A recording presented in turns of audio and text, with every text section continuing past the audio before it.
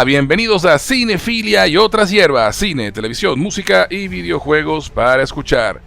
Hoy vamos a sumergirnos en las aguas profundas del terror, pero del terror bueno, el psicológico, el que tiene algo que decir y ofrecer al espectador más allá del gore o los sustos baratos, ese que en verdad se te mete en los huesos. Vamos a conversar sobre el más reciente film del director estadounidense Scott Derrickson, El teléfono negro. Producida por Jason Blum y con un guión de Derrickson y C. Robert Cargill, El teléfono negro se trata de una adaptación del cuento homónimo de Joe Hill, hijo del maestro Stephen King, y está protagonizada por Mason Thames en el papel de un niño secuestrado a finales de la década de 1970 que puede comunicarse con las anteriores víctimas de su secuestrador, interpretado por Ethan Hawke, a través de un teléfono negro que está en la habitación en donde lo tienen cautivo. Derrickson es conocido en el ámbito del cine comercial por haber dirigido la excelente cinta de Marvel Doctor Strange en el 2016, pero su filmografía nos dice que su género preferido es el terror, habiendo dirigido películas como Hellraiser Inferno en el 2000 o la excelente y muy poco apreciada El exorcismo de Emily Rose en el 2005. Ya había trabajado con Hawke en el excelente Siniestro en el 2012 y ahora con El teléfono negro nos trae un film profundo, espeluznante e impecablemente dirigido. Pero ya profundizaremos en todo esto. Ahora, primero quiero contarles quién me acompaña el día de hoy.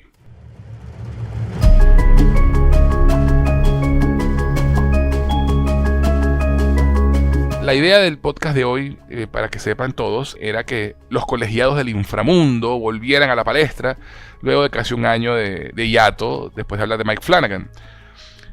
Pero nuestra querida Paz amaneció afónica el día de hoy y no tiene voz para acompañarnos, así que bueno, le mando un saludo, que se mejore.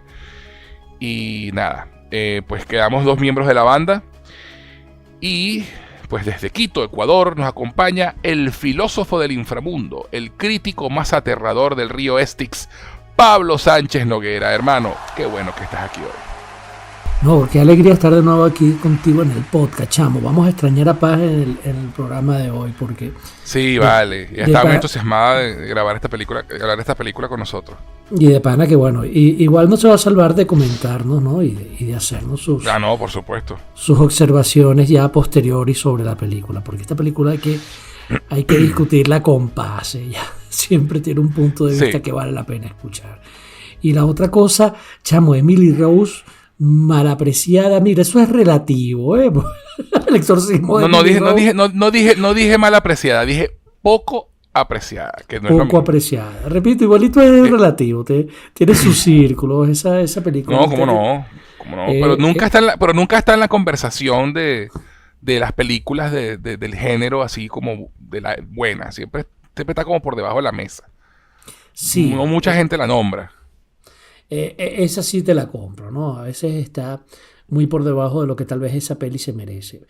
Pero fue una maravilla. Linda. Sí, es realmente buena. Tiene sus detallitos, y ya lo veremos en este podcast, que Black Phone supera y por mucho, para mí, El exorcismo de Emily Rose. Sí. Pero El exorcismo de Emily Rose es una película que hay que ver. Sí, cómo no. Si te gusta el género, y además que Derrickson tiene esta cualidad de combinar géneros, ¿no? Que Emily Rose es una película de exorcismo y al mismo tiempo es un procedural y es una película de tribunales y de juicios, ¿no? Y combina ambas cosas. Y Black Phone también combina géneros, pues no es solamente terror, también tiene thriller, coming of age, movie, tiene... y Derrickson suele hacer eso en su trabajo. Sí, bueno, y de verdad que vale la pena. Ya nos sumergiremos ahorita en Black Phone, pero sí. Bueno, lo primero que yo te dije sobre esa película es que no me pareció, bueno, para nosotros no es terror, para la mayoría de la gente sí. No. Exacto. Una de esas películas que todo el mundo te dice que es de terror, pero uno se la disfruta viéndola de otra manera. Qué buena. Exacto, de otro ángulo. Pues bueno, mi pana, gracias por venir. Y nada, vamos a desmenuzar la película, hablar de sus temas, simbolismo, personajes y mucho más. Pero, antes que nada, mi pana, ¿dónde pueden encontrarte en las redes sociales? Cuéntame, Pablo. Entonces, que @Sánchez Noguera me pueden conseguir en todas mis redes. Buenísimo.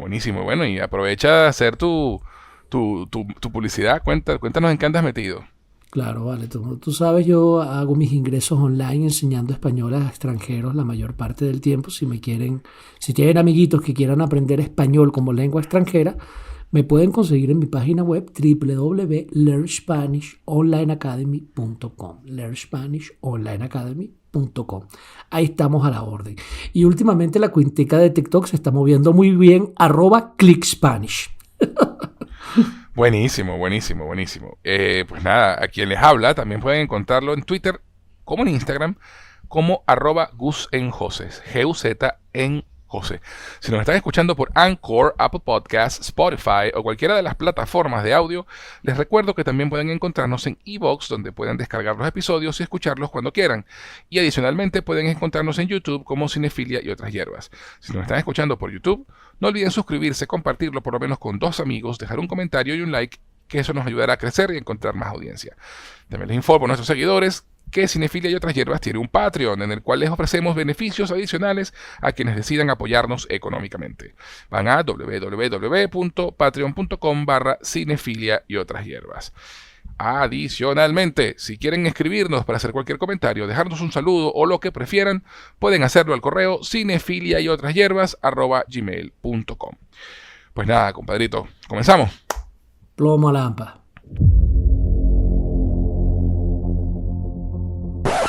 Pero, antes de continuar, vamos a una pequeña pausa y ya regresamos con la reseña de El Teléfono Negro, aquí en Cinefilia y otras hierbas. Este podcast llega a ustedes por cortesía de LearnSpanishOnlineAcademy.com, tu sitio para aprender español como lengua extranjera. Si tienes amigos o familiares que no hablan español pero que deseen aprender el idioma, en LearnSpanishOnlineAcademy.com podrán tomar clases con profesores certificados a través de Zoom. LearnSpanishOnlineAcademy.com, tu mejor opción para aprender español. ¿Te provoca una taza de té? Te presento a Tea Art, una empresa creada para envolver tus sentidos y conectar con tu ser mientras disfrutas de una taza de té. Ganadora del concurso Ideas 2019 con mención especial en el área de negocios, sus productos no contienen azúcar y son 100% naturales. Tea Art ofrece diferentes infusiones y aromas, pero hoy te voy a hablar de Coco Art. Disfruta del profundo sabor del cacao venezolano fusionado con el dulce aroma de la canela, el intenso sabor del cardamomo y la nuez moscada, creando una sensación única en tu paladar, endulzada y aromatizada con la belleza y delicadeza de la flor del jazmín. Deja que te envuelvan sus beneficios y propiedades que elevan el sentirse bien por ser un antidepresivo natural, mejora la digestión y la respiración, lo que ayuda a la salud cardiovascular, aliviando el estrés y la tensión corporal. Puedes obtenerlo en presentación a granel para aquellos que aman infusionar en tetera o en su sobre individual para aquellos que les gusta la practicidad de colocar su bolsita en agua caliente y listo. Para más información y pedidos, puedes escribir a somosteart@gmail.com. Síguelos en Instagram en @somosteart.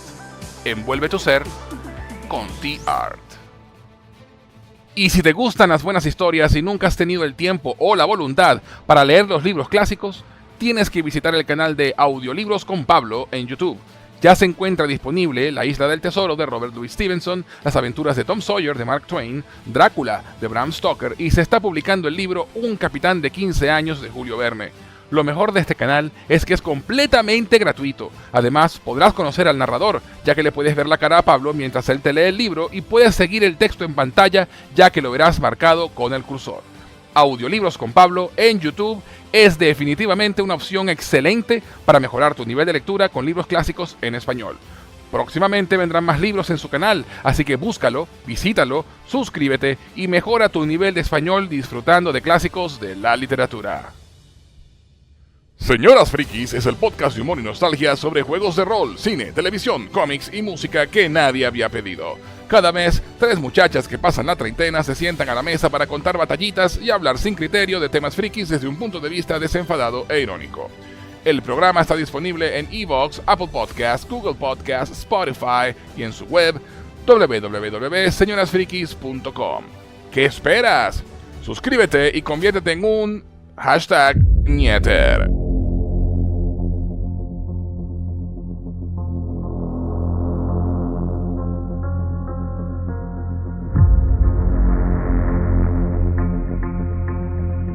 Ya estamos de vuelta en Cinefilia y otras hierbas, y antes de la pausa estábamos por comenzar a hablar del teléfono negro con Pablo Sánchez Noguera. Entonces vamos a entrar lleno en materia y hablar sin tapujos. ¿Te parece, mi pana?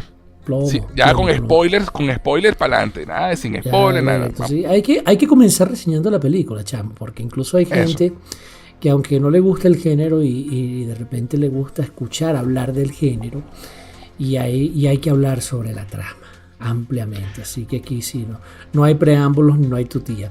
Esto todavía no es un super mega clásico como, qué sé yo, Volver al Futuro, El Exorcista o Halloween, que ya todo el mundo sabe de quién es, pero se vislumbra que va a ser. Exactamente. Pues nada, les advierto a quienes nos escuchan que vamos a hablar sin tapujos, como dije ahorita, y con todos los spoilers posibles para poder analizar la obra. Así que si no han visto una película, ¿qué coño hacen que no van a verla? Perdón. Chamo, no regañes a la audiencia. Decía, no, perdón. Vayan a verla, niños, y luego regresen a este podcast para que la discutan con nosotros, ¿sí? Ok, ahora sí. ¿Se quedaron los que ya la vieron? Vale, les doy otro par de segundos para que los que aún no la han visto caigan en cuenta y vayan a ver la película.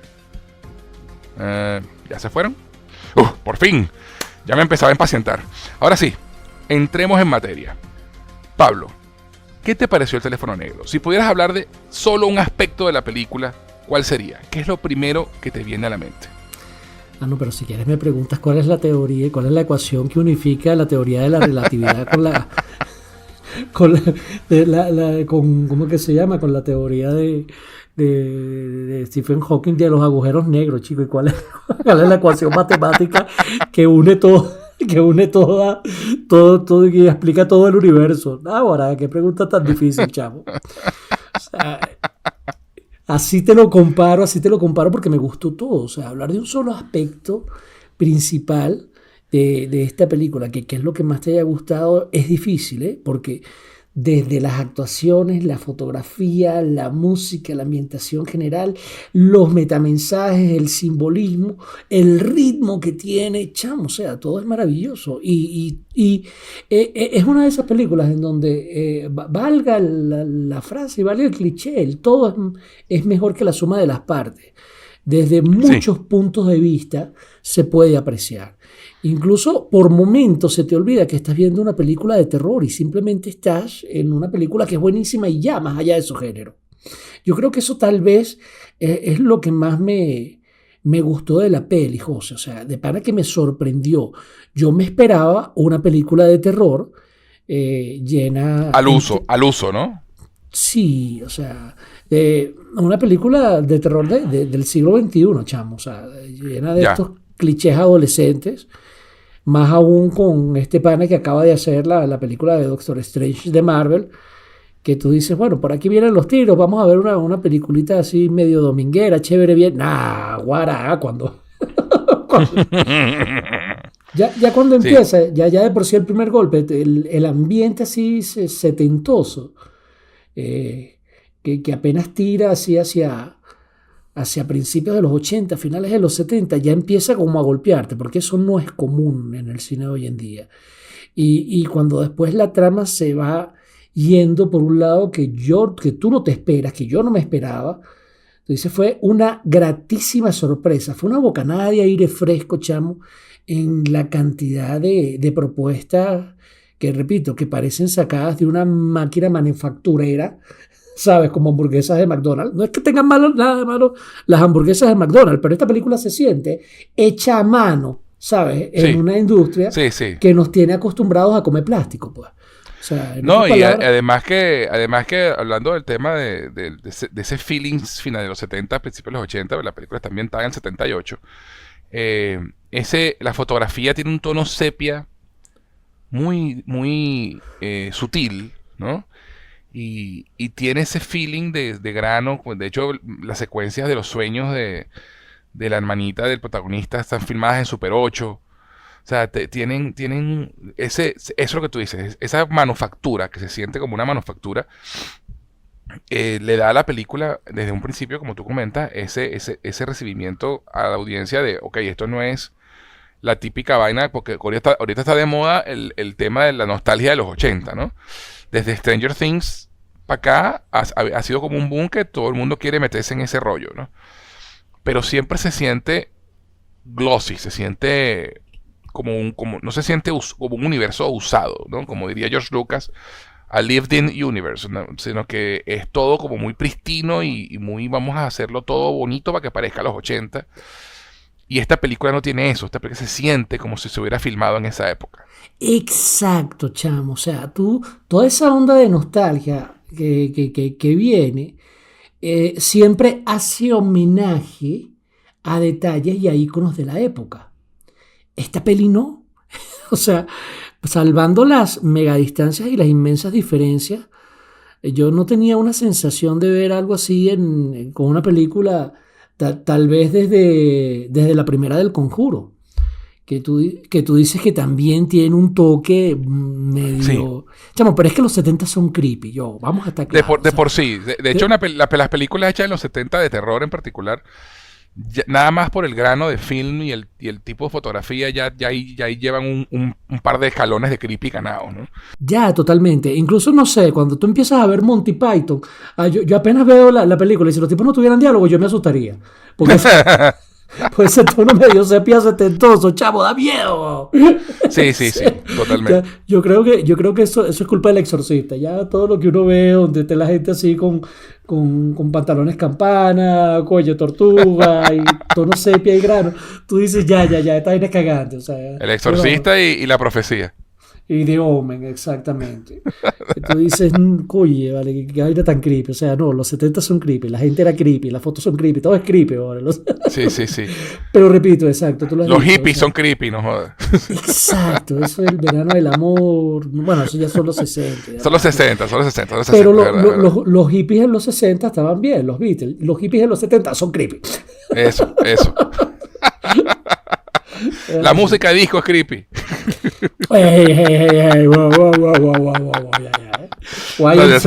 Yo sabía que ibas a reaccionar con esa. I'm setting you up. No sé, Discos 2 es creepy en Los Simpsons. Vamos a darlo ahí. Sí. Tal cual. Bueno, yo te comento que en mi caso, para responderme yo mismo la pregunta que hice, el aspecto de la película, que si tuviera que hablar de uno solo, y ¿qué es lo primero que viene a la mente? Lo que tú hablabas hace un momento, que no es realmente 100% una película de terror, sino que tiene un elemento de coming of age movie, de estas películas en las que el protagonista es un niño y termina siendo un hombre por lo que le pasa, ¿no? Por sus situaciones de vida. Y entonces se combina y termina siendo una coming of age horror movie. O sea, porque lo que obliga a madurar al personaje protagonista, al adolescente, protagonista o prepuber realmente, pues son chamos de 13 años, es justamente esta experiencia horrorífica, para usar un término extraño, que le sucede.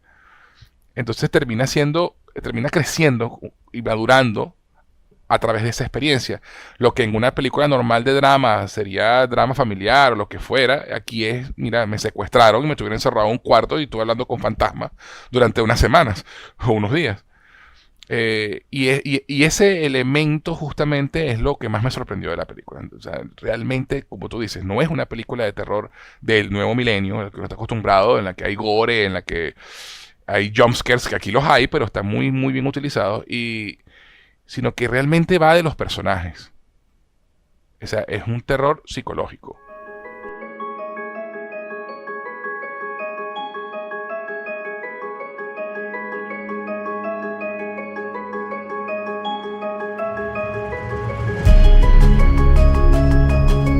Sí, chamo. Y a mí, repito, me encanta la cosa que tú te imaginas que la película va a ir por un lado. Uh-huh. Y te lleva por otro, o sea, no cae en los lugares comunes ni en los lugares comunes ni en los sustos baratos. O sea, exacto. Y otra cosa súper interesante, se toma su tiempo. O sea, no sé si este pana habrá tenido influencia de Mike Flanagan, pero por momentos me acordé. Sí. Me acordé de la manera en que él cuenta las historias. O sea, es una cosa Sí, sí. que te va construyendo y te va Los metiendo. personajes primero. Los personajes primero. Los personajes primero, sí. Y el world building primero. O sea, es establecer la vida de estos chicos, que es lo que hacen en esta película. O sea, la primera mitad de la película, o sea, el primer acto, que es bastante largo, realmente se dedica a eso, a mostrarse sus vidas, cómo son, el ambiente de tensión que hay en el pueblo, porque ha habido varios secuestros de niños que han desaparecido. De hecho, el opening es brillante con el juego de béisbol. Uh-huh.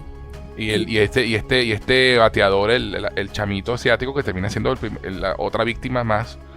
Y la conexión de él con el chamo, y el chamo era una buena persona, no era un bully, y lo secuestran, y la reacción de él, el tema del brazo con el pitcher que viene a salir, que viene a cotación luego en la película. O sea, todo está muy redondito, de verdad. Todo está muy redondito y tú te das cuenta, o sea, y lo interesante es que, aunque, o sea, no se trata de una película dirigida a un público muy intelectual, es muy fácil, chamo, después hilar acontecimientos. O sea, reconocer. Es una de esas películas que te hace sentir que tú eres inteligente, aunque no lo seas, ¿sabes? Sí. Tal cual. O sea, empiezas a ver detalles que tú dices, esto es por esto, como tú dices, el detalle del brazo. Al final, el chamo le mete una severa, porque estamos hablando con spoiler ya. Sí, claro. O sea, cuando le mete su severanda barra coñazo al secuestrador y al asesino, tú lo has Al dicho. The Grabber. Ajá, quedó establecido al principio que el chamo tiene un brazo poderoso cuando estaba jugando béisbol. Eso, de ese detalle no me di cuenta, pero tienes toda la razón cuando tú el brazo de Chekhov. Exactamente.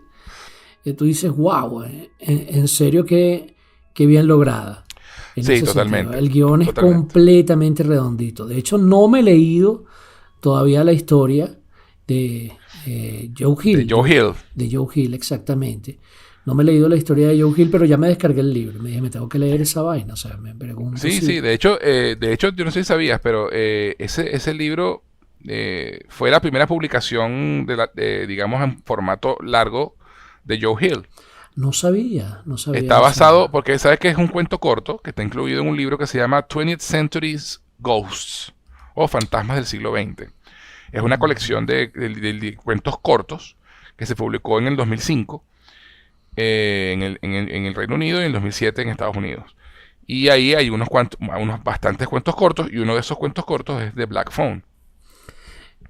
No sabía que había sido su primera publicación compilada. Esto es interesante, pero tú sabes que las historias cortas en general no venden en el mundo de las editoriales. Era lo que se decía hasta que llegó Sopa de Pollo para el Alma, que hizo bestseller vendiendo miles de historias corticas, pero todas esas frases se decían en el mundo editorial. Decía, pero hay una sección que es Stephen King, ¿no? Eso te iba a decir, sí, por supuesto. Y ahora Hijo de Gato Caza Ratón. O sea, me llama la atención que la primera publicación de Joe Hill haya sido precisamente una selección de cuentos cortos. O sea, que demasiado hijo de su papá. Totalmente. Con razón se cambió el apellido, ¿viste? Sí, claro. No, fue una decisión inteligentísima, porque realmente iba a ser más complicado si no lo hacía. Tenía que demostrar por su cuenta su talento, y que lo tiene. Totalmente. Además, perdón, para terminar la idea, además que el formato de cuento corto, Stephen King siempre decía eso, ¿no? Que era demasiado corto para publicarlo en una revista, demasiado largo para una revista, demasiado corto para un libro, ¿no? Entonces está como en ese espacio, en ese limbo. Entonces siempre pues fue mejor publicar libros compilatorios. Y de ahí han salido joyas. Joyas. Y también eso que también te dice King, ¿no? Que para él a veces es difícil saber si escribió un cuento, una novela corta o un cuento largo, ¿no? Exacto. Y otra cosa que nosotros siempre hemos hablado de King, que él siempre le cuesta a veces cerrar sus historias, y generalmente sus cuentos cortos suelen tener mejores cierres.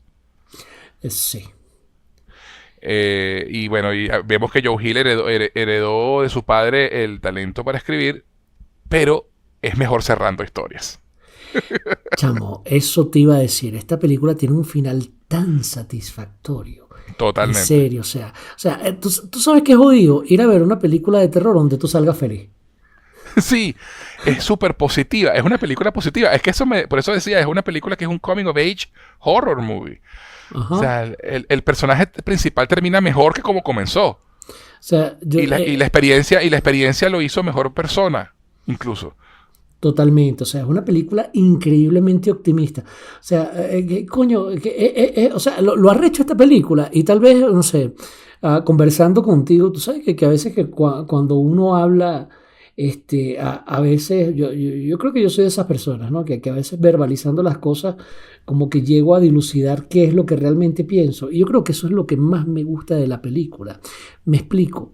Eso de que es una película, valga el término en inglés, uplifting, que te sube el ánimo y demás. O sea, que cuando llegue un amigo y te diga, estoy teniendo un mal día, me siento terrible, oye, ¿no me recomiendas una peli como para subirme el ánimo? Y tú le dices, sí, hay una sobre un secuestrador psicópata que agarra a un niño, lo mantiene, lo rapta, lo tiene metido en un sótano, asesinó a varios de sus amigos. Esa película te va a dejar con una sensación súper feliz. ¡Mamá huevo! Eso es lo que pasa aquí.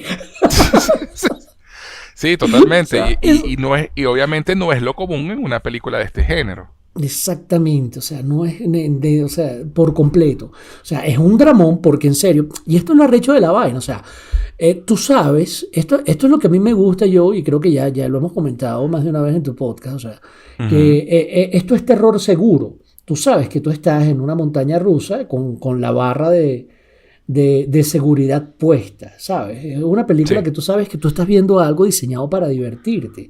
Y mientras tú lo veas de esa manera, que tú sepas que se trata de solo una historia, en serio, es una película que te deja con el ánimo súper por las nubes por lo satisfactorio del final. O sea, que el chamo, tú lo has dicho, haya logrado crecer, haya logrado enfrentar sus miedos, se haya convertido en una mejor persona, pese a que tuvo una experiencia terrible. O sea, porque traumática. Y traumática, exactamente. Si por algún instante tú creyeras que esto está basado en la vida real, que obviamente puedes encontrar paralelismos y todo este tipo de cosas, claro. O se tratará de alguien que tú conociste que pasó algo así, no es una vaina que te va a alegrar mucho que se diga, ¿no? Exacto. Pero desde el punto de vista de una historia, es como, no sé, Blancanieves y los 7 manitos o Hansel y Gretel. Sí, mi madrastra me quiso envenenar y me quiso matar, tuve que salir del reino. Ay, qué cuento tan lindo para niños, ¿no? Sí. Una bruja me quiere comer con una casa hecha con una casa dulce, me quiere meter un gordo y comerme. Qué bonito cuento. Exactamente. Y los niños mataron a la bruja, que niños tan hijos de puta. Metiéndola en el horno, ¿eh? Metiéndola en el horno y vivieron felices por siempre. Vivieron felices por siempre después de cometer un asesinato con menos de 15 años de edad. No me jodas. Y es eso, ¿no? Porque esos cuentos, esas historias, siempre fueron diseñadas, y más en esa época, con los hermanos Grimm, que con ese apellido, pues, Grimm, sí, claro, las historias son Grimm, son oscuras. Estaban diseñadas justamente para hacer cuentos de moraleja, ¿no? Cuentos que tenían que enseñar algo. No solamente era un cuento bonito para los niños, sino era un cuento donde había una enseñanza, donde había algo que aprender de la experiencia fuerte. Sí. Y esta película tiene eso. Tiene ese detalle. El personaje pasa por una cosa muy fuerte, muy traumática. No nos equivoquemos, no engañemos a la gente, aterrorizante. Pero como está mostrado en la película y como está manejado y como está mostrado, uno, no es el terror al que uno está acostumbrado en este nuevo milenio. Sí, volvemos de nuevo al terror psicológico setentoso. Y dos, el protagonista no termina llorando en una camilla vivo pero traumatizado, sino que, mira, aprende de la experiencia, crece como persona y sigue adelante con su vida. Totalmente. Y eso no es lo normal. No digamos que no es lo normal, digamos que digo en las películas de este género, es lo que me refiero. Sí, no es lo común en las pelis de este género, ¿no? Y, o sea, la cantidad de mensajes que tiene esta peli, chamo, también es una cosa increíble. O sea, en ese aspecto, es una película para tú ver más de una vez, en serio. Y yo creo que dependiendo del momento que tú estés atravesando en tu vida, vas a ver una peli diferente. Y eso, probablemente. Y eso es interesante, o sea, porque no se trata, y sin querer desmerecer para nada, o sea, joyas como Scream, La Máscara de la Muerte, que lo que hacen es un homenaje a las slasher movies, ¿Sabes? En donde, ojo, que son pelis de terror divertido, pero tú sabes que el punto es los adolescentes corriendo y ya, y vamos a divertirnos con esa vaina, o sea, Sí, no no, es y la diversión es en qué orden y quiénes van a morir. exactamente, ya. Sí, Aquí sí. tú al principio tienes como esa sensación de que algo así pasa, pero sabes que hay algo diferente en el momento en que tú no ves que matan a nadie. O sea, simplemente te Ujú. dicen apareció muerto, pues. Pero tú no ves el momento de las muertes. Tú no sabes quién es No, el y asesino. y en esta película en particular ni siquiera apareció muerto. O sea, los chamos desaparecen y no aparecen más. Exactamente. Y tú te enteras al final de la película. Bueno, tú lo intuyes cuando empiezan a hablar con los fantasmas de los carajitos con el teléfono, ¿no? Pero Sí. los cadáveres, o sea, los cuerpos nunca los encuentran hasta el final. Totalmente. O sea, es ahí donde tú dices, o sea, el terror se va construyendo muy a lo Hitchcock en tu imaginación. O sea, tú no Ujú. sabes qué le pasa a esos chamos. Tú sabes que hay alguien por ahí raptando chamos en un pueblo. Pero Exacto. tú no sabes qué le va pasando. Entonces todo es una sorpresa que te va manteniendo tenso. Y otra vez, una vez más, o sea, es que hay que decirlo y creo que lo vamos a decir más de una vez, Ujú. una y otra vez, hijo de gato caza ratón. Joe Sí. Hill vuelve a utilizar la fórmula de su papá. The Eh, It Factor. ajá. eh, te iba a decir hace rato que yo creo que, no sé, que Stephen King, si no hubiera presentadose, óyeme tú, si no se hubiera presentado a sí mismo Joe Hill con ese otro apellido, él de repente pudo haberse puesto, si King, su papá se moría, él podía seguir escribiendo y Y nadie se iba a decir, enterar. exacto, y nadie se iba a enterar, así como el fantasma que camina, valga la referencia por Lee Falk, que tú sabes que se Ujú. decía que el fantasma es inmortal, no, es que él pasaba la vaina Heredaba así. el manto, sí. Exactamente, y 400 años viviendo el fantasma de la misma persona y era de padre a hijo que se pasaban los poderes. Bueno, eso, Exacto. eso pudo haber Tal pasado cual. con Joe Hill aquí completamente. Totalmente, totalmente. O sea, la influencia de su padre es clarísima, obviamente, pero es que bueno, ¿qué otra influencia iba a tener? O sea, creciendo como hijo del maestro, pues mira, y te dio por escribir también del mismo género, mira, o sea, Exacto. Pero, y ojo, y es lo que te decía, que una vez más la fórmula de su padre, o sea, pasa en cementerio de mascotas.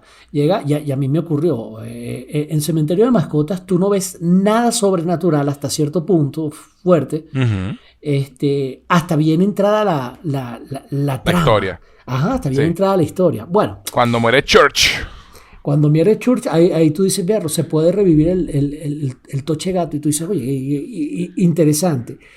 sí. Pero hasta ahí, digamos que ese es el único elemento que te queda es establecido, pero aquí en Black Phone es todavía peor, o sea, hasta más allá prácticamente o De más de sea, la mitad de la película. de más de la mitad de la película, cuando tú ya estás asustado por, entre comillas, terror real, y esta es la Ujú, parte que para mí hace que la peli sea increíblemente disfrutable, es que empiezan los fenómenos sobrenaturales, o sea, el terror real de que haya un tipo que pueda secuestrar a tu hijo o que pueda exacto. secuestrarte a ti si eres un niño, de que se estén cometiendo actos que no se saben, que niños Que está haciendo, desaparecidos, que sí, se presumen muertes, o sea, eso son cosas que te asustan en la vida real. claro. Y eso, además ya hablamos de todo el ambiente, de los 70 que te hagan bullying, Además eso que es otro miedo también que existe, o sea, exacto, no, y en los 70 en particular que hubo una gran proliferación de asesinos en serie en esa época también. totalmente, Entonces sí. es parte de la crianza. De hecho, yo vi una entrevista con Scott Derrickson donde él contaba pues que mucho de lo que ves visualmente en la película son cosas que él vio de chamo. Las noticias de los chamos desaparecidos, ese tema de los niños, la cara de los niños en el cartón de leche, ¿sabes? Ah, claro, sí. Que eso era mucho de esa época. Y los asesinos en serie. Y él cuenta en una entrevista que de hecho un día llegó a su casa una persona que tocó la puerta y él abrió siendo un chamo joven y la persona se acababa de escapar de un secuestrador, una cosa así. O sea, el tipo tiene mucho eso en la cabeza. Me Óyeme imagino que tú, chico. por eso también me imagino que eligió hacer películas del género, de este género. Pero es eso, esa época de paso tenía ese terror real, como tú lo llamas, de que pasaba y era noticia. Lo veías todo el tiempo en los periódicos, en los cartones de leche, el tema de los niños desaparecidos. Y eso que lo que yo decía, el it factor, ¿no? Los chamos enfrentándose a algo que en teoría los debería sobrepasar y enfrentando ese miedo. ¿Y quién no tiene una prima, una hermana, una tía, una hermana, un cuñado, un amigo de la vecina o la amiga de la amiga que ha tenido sueños premonitorios? Marico. Todo el mundo, todo el mundo. Sí, Madeline. Amo, mi personaje favorito. En serio. Me encanta esa niña. Esa niña es lo máximo. O sea, ella es habla sin tapujos. O sea. Y qué buena actriz, por Dios. Sí, totalmente. La chamita se la come. Es que todas las actuaciones en general son maravillosas. O sea, desde los papeles más, repito. Te me fuiste, Pablo. Aló, ¿me oyes? Yo te escucho perfecto. Aquí estoy. Ajá, yo te escucho perfecto, sin problema. Te decía, que dale. a mí me parece que no hay ninguna actuación que no hay ningún desperdicio en las actuaciones, chamo. Floja. Desde los papeles más pequeños hasta, por supuesto, los protagonistas, pero en particular la niña se luce. Y ese elemento, repito, es creíble desde el principio, porque tú dices no es algo sobrenatural, o sea, todos hemos tenido algún sueño de algo que, esto ya va, tengo una prima que me dijo que esto iba a ocurrir y ocurre. O sea, todo el mundo tiene un cuento así, o tengo la amiga de un amigo que esto iba a ocurrir, o a veces la cosa es cercana, en realidad tienes un familiar cercano y que tiene ese tipo de sueños premonitorios. Y una vez más, ahí empieza, repito, la fórmula del papá de asustarte con algo que existe en la vida real para cuando ya estás más cagado que palo de gallinero, prácticamente en el clima de la cagazón, cuando el chamo está en el sótano, que tú dices, perro, en cualquier momento este tipo, porque el tipo es creepy, o sea, perro. O sea, ya hablaremos de Ethan Hawke, pero de verdad que, wow. La decisión de ponerle la máscara. Las máscaras, chamo. Y establecer ese diálogo con el chamo que dice, o sea, mientras tú no juegues el juego, no te puedo hacer nada, porque el tipo es un enfermo mental, loco. Tú dices, o sea, ¿qué manera de crear tensión? Y en ese punto donde tú ya estás tenso, que no puedes apartar la mirada de la película, es que empieza a sonar el puto teléfono. ¡Punto! Demasiado hijo de su papá. O sea, demasiado hijo de su papá. Tan hijo de su papá que los chamos tienen un papá alcohólico. Sí, totalmente. Pero tú sabes, exacto, me refiero a Joe Hill, hijo de Stephen King, pero sí. Sí, no, me refiero a eso justamente. Tan hijo de su papá es Joe Hill que el papá de los chamos es alcohólico. Exactamente, como King tenía problemas con drogas en alguna de las épocas donde hizo algunos de sus libros más brillantes. De sus mejores libros, sí. Exactamente. Con drogas y alcohol, exacto. Exacto. Además que el personaje del papá tiene un arco en la historia espectacular también. Sí. O sea, no es el papá alcohólico por mostrar el papá alcohólico. Hay una razón detrás y hay un arco con ese personaje bellísimo, de hecho.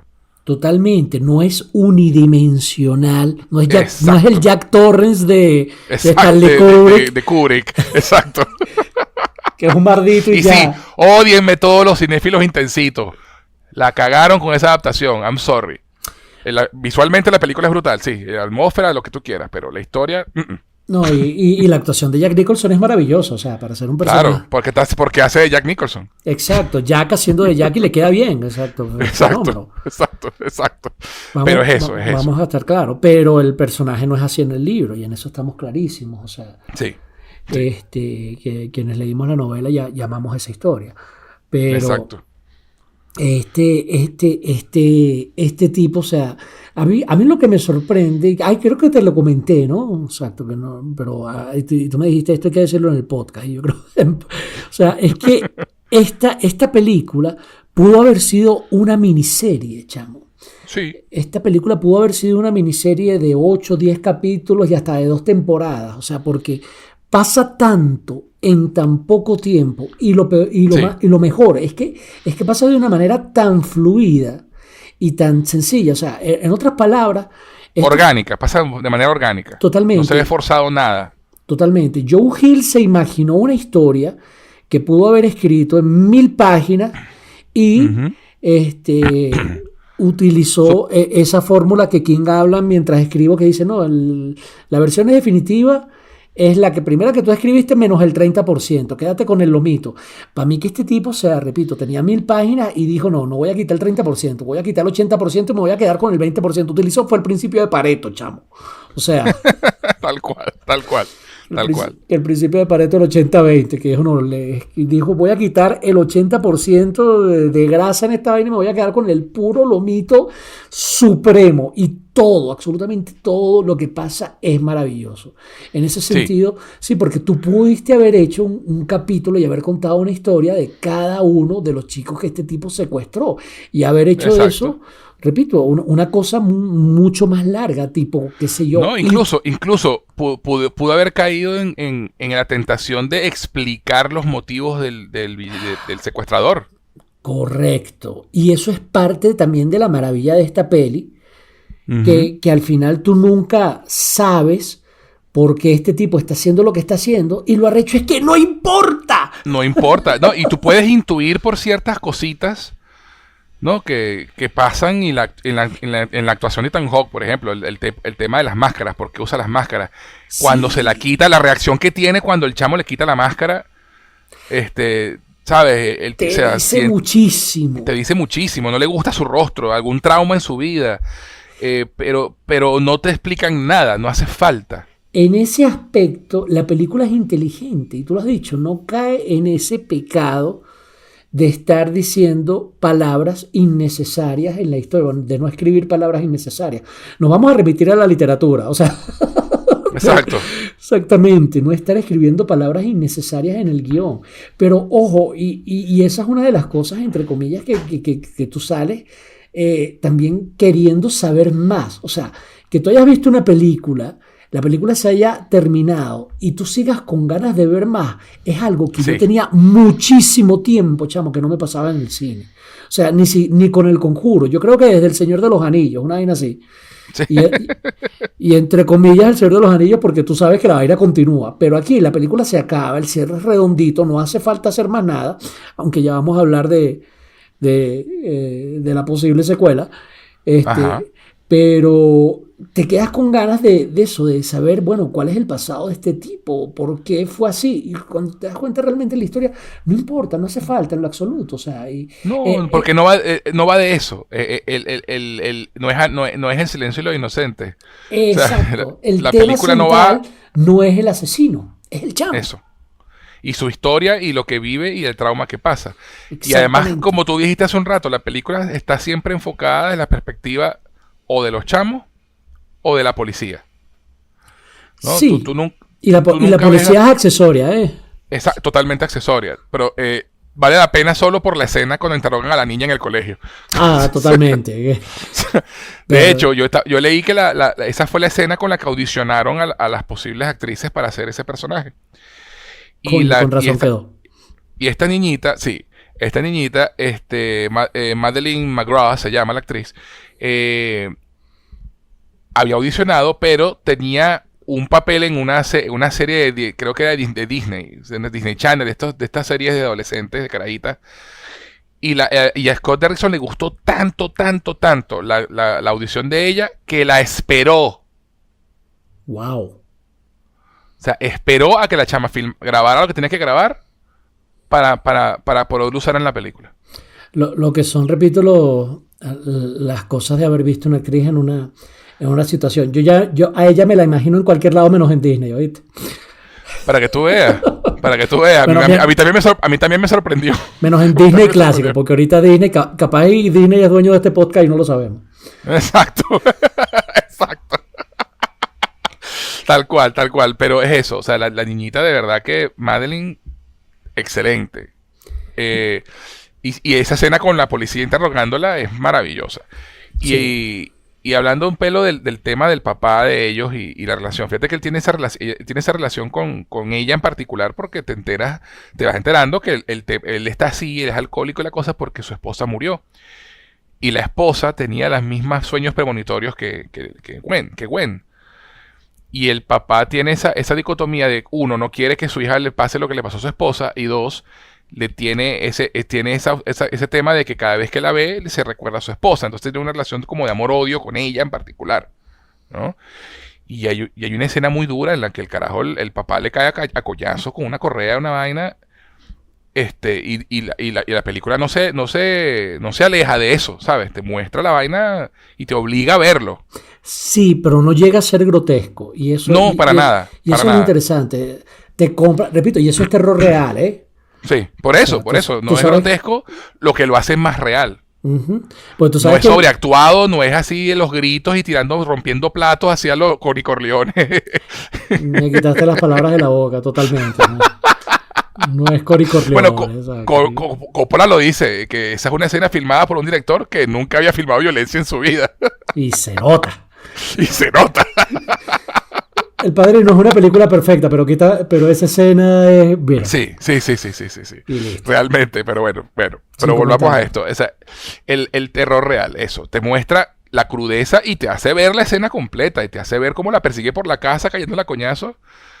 Y la reacción de ella y el momento en el que ella se da cuenta de que no puede seguir peleando y accede a decir, está bien, papá, no lo vuelvo a hacer. Y el hermanito viendo la vaina desde el cuarto. O sea, es muy real. Sí, totalmente. Yo creo es muy fácil identificarse con eso. Tanto si eres niño como si eres adulto. Sí. Por experiencias presentes o pasadas. O pasadas. O por referencia de alguien cercano, repito, son historias Exacto.